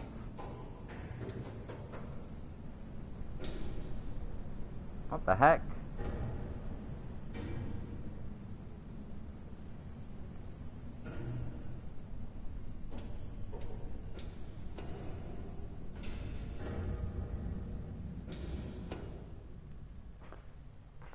The hell is that?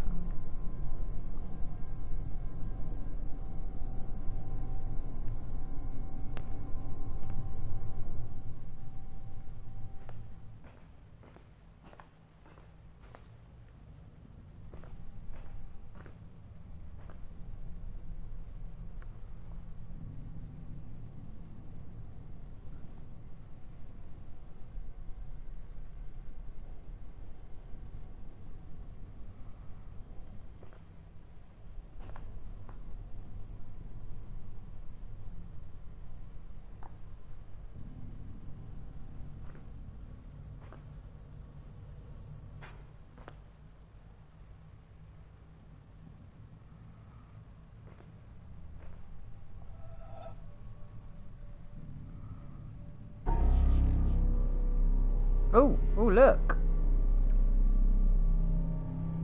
I'm making an actual line.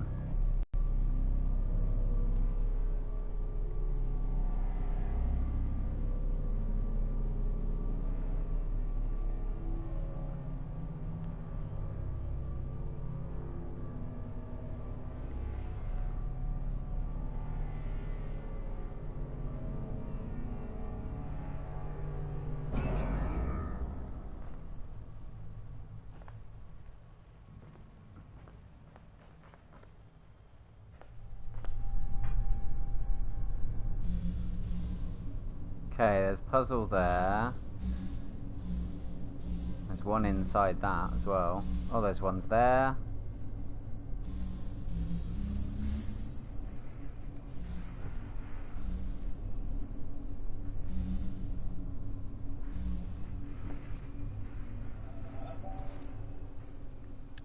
The relation between the controller and the controlled is reciprocal.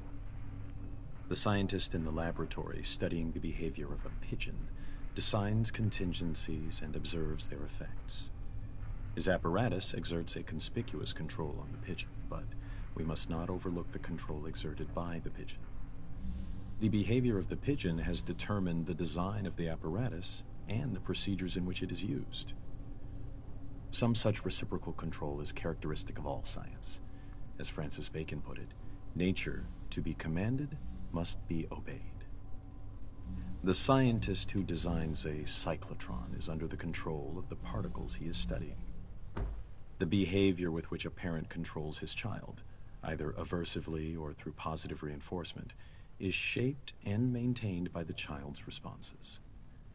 A psychotherapist changes the behavior of his patient in ways which have been shaped and maintained by his success in changing that behavior.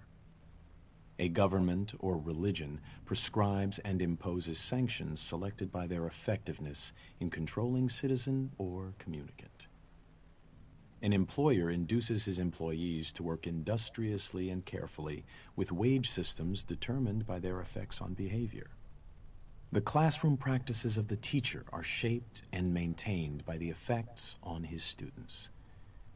In a very real sense, then, the slave controls the slave driver, the child, the parent, the patient, the therapist, the citizen, the government, the communicant, the priest, the employee, the employer, and the student, the teacher. B.F. Skinner, 1971. Okay. Right, so this room has like sketches and things in. Seems to be like the designs of the game and the puzzles and things. Two major schools of Zen exist in Japan, the Rinzai and the Soto. Both have the same goal of seeing the world unmediated, but their approaches are different.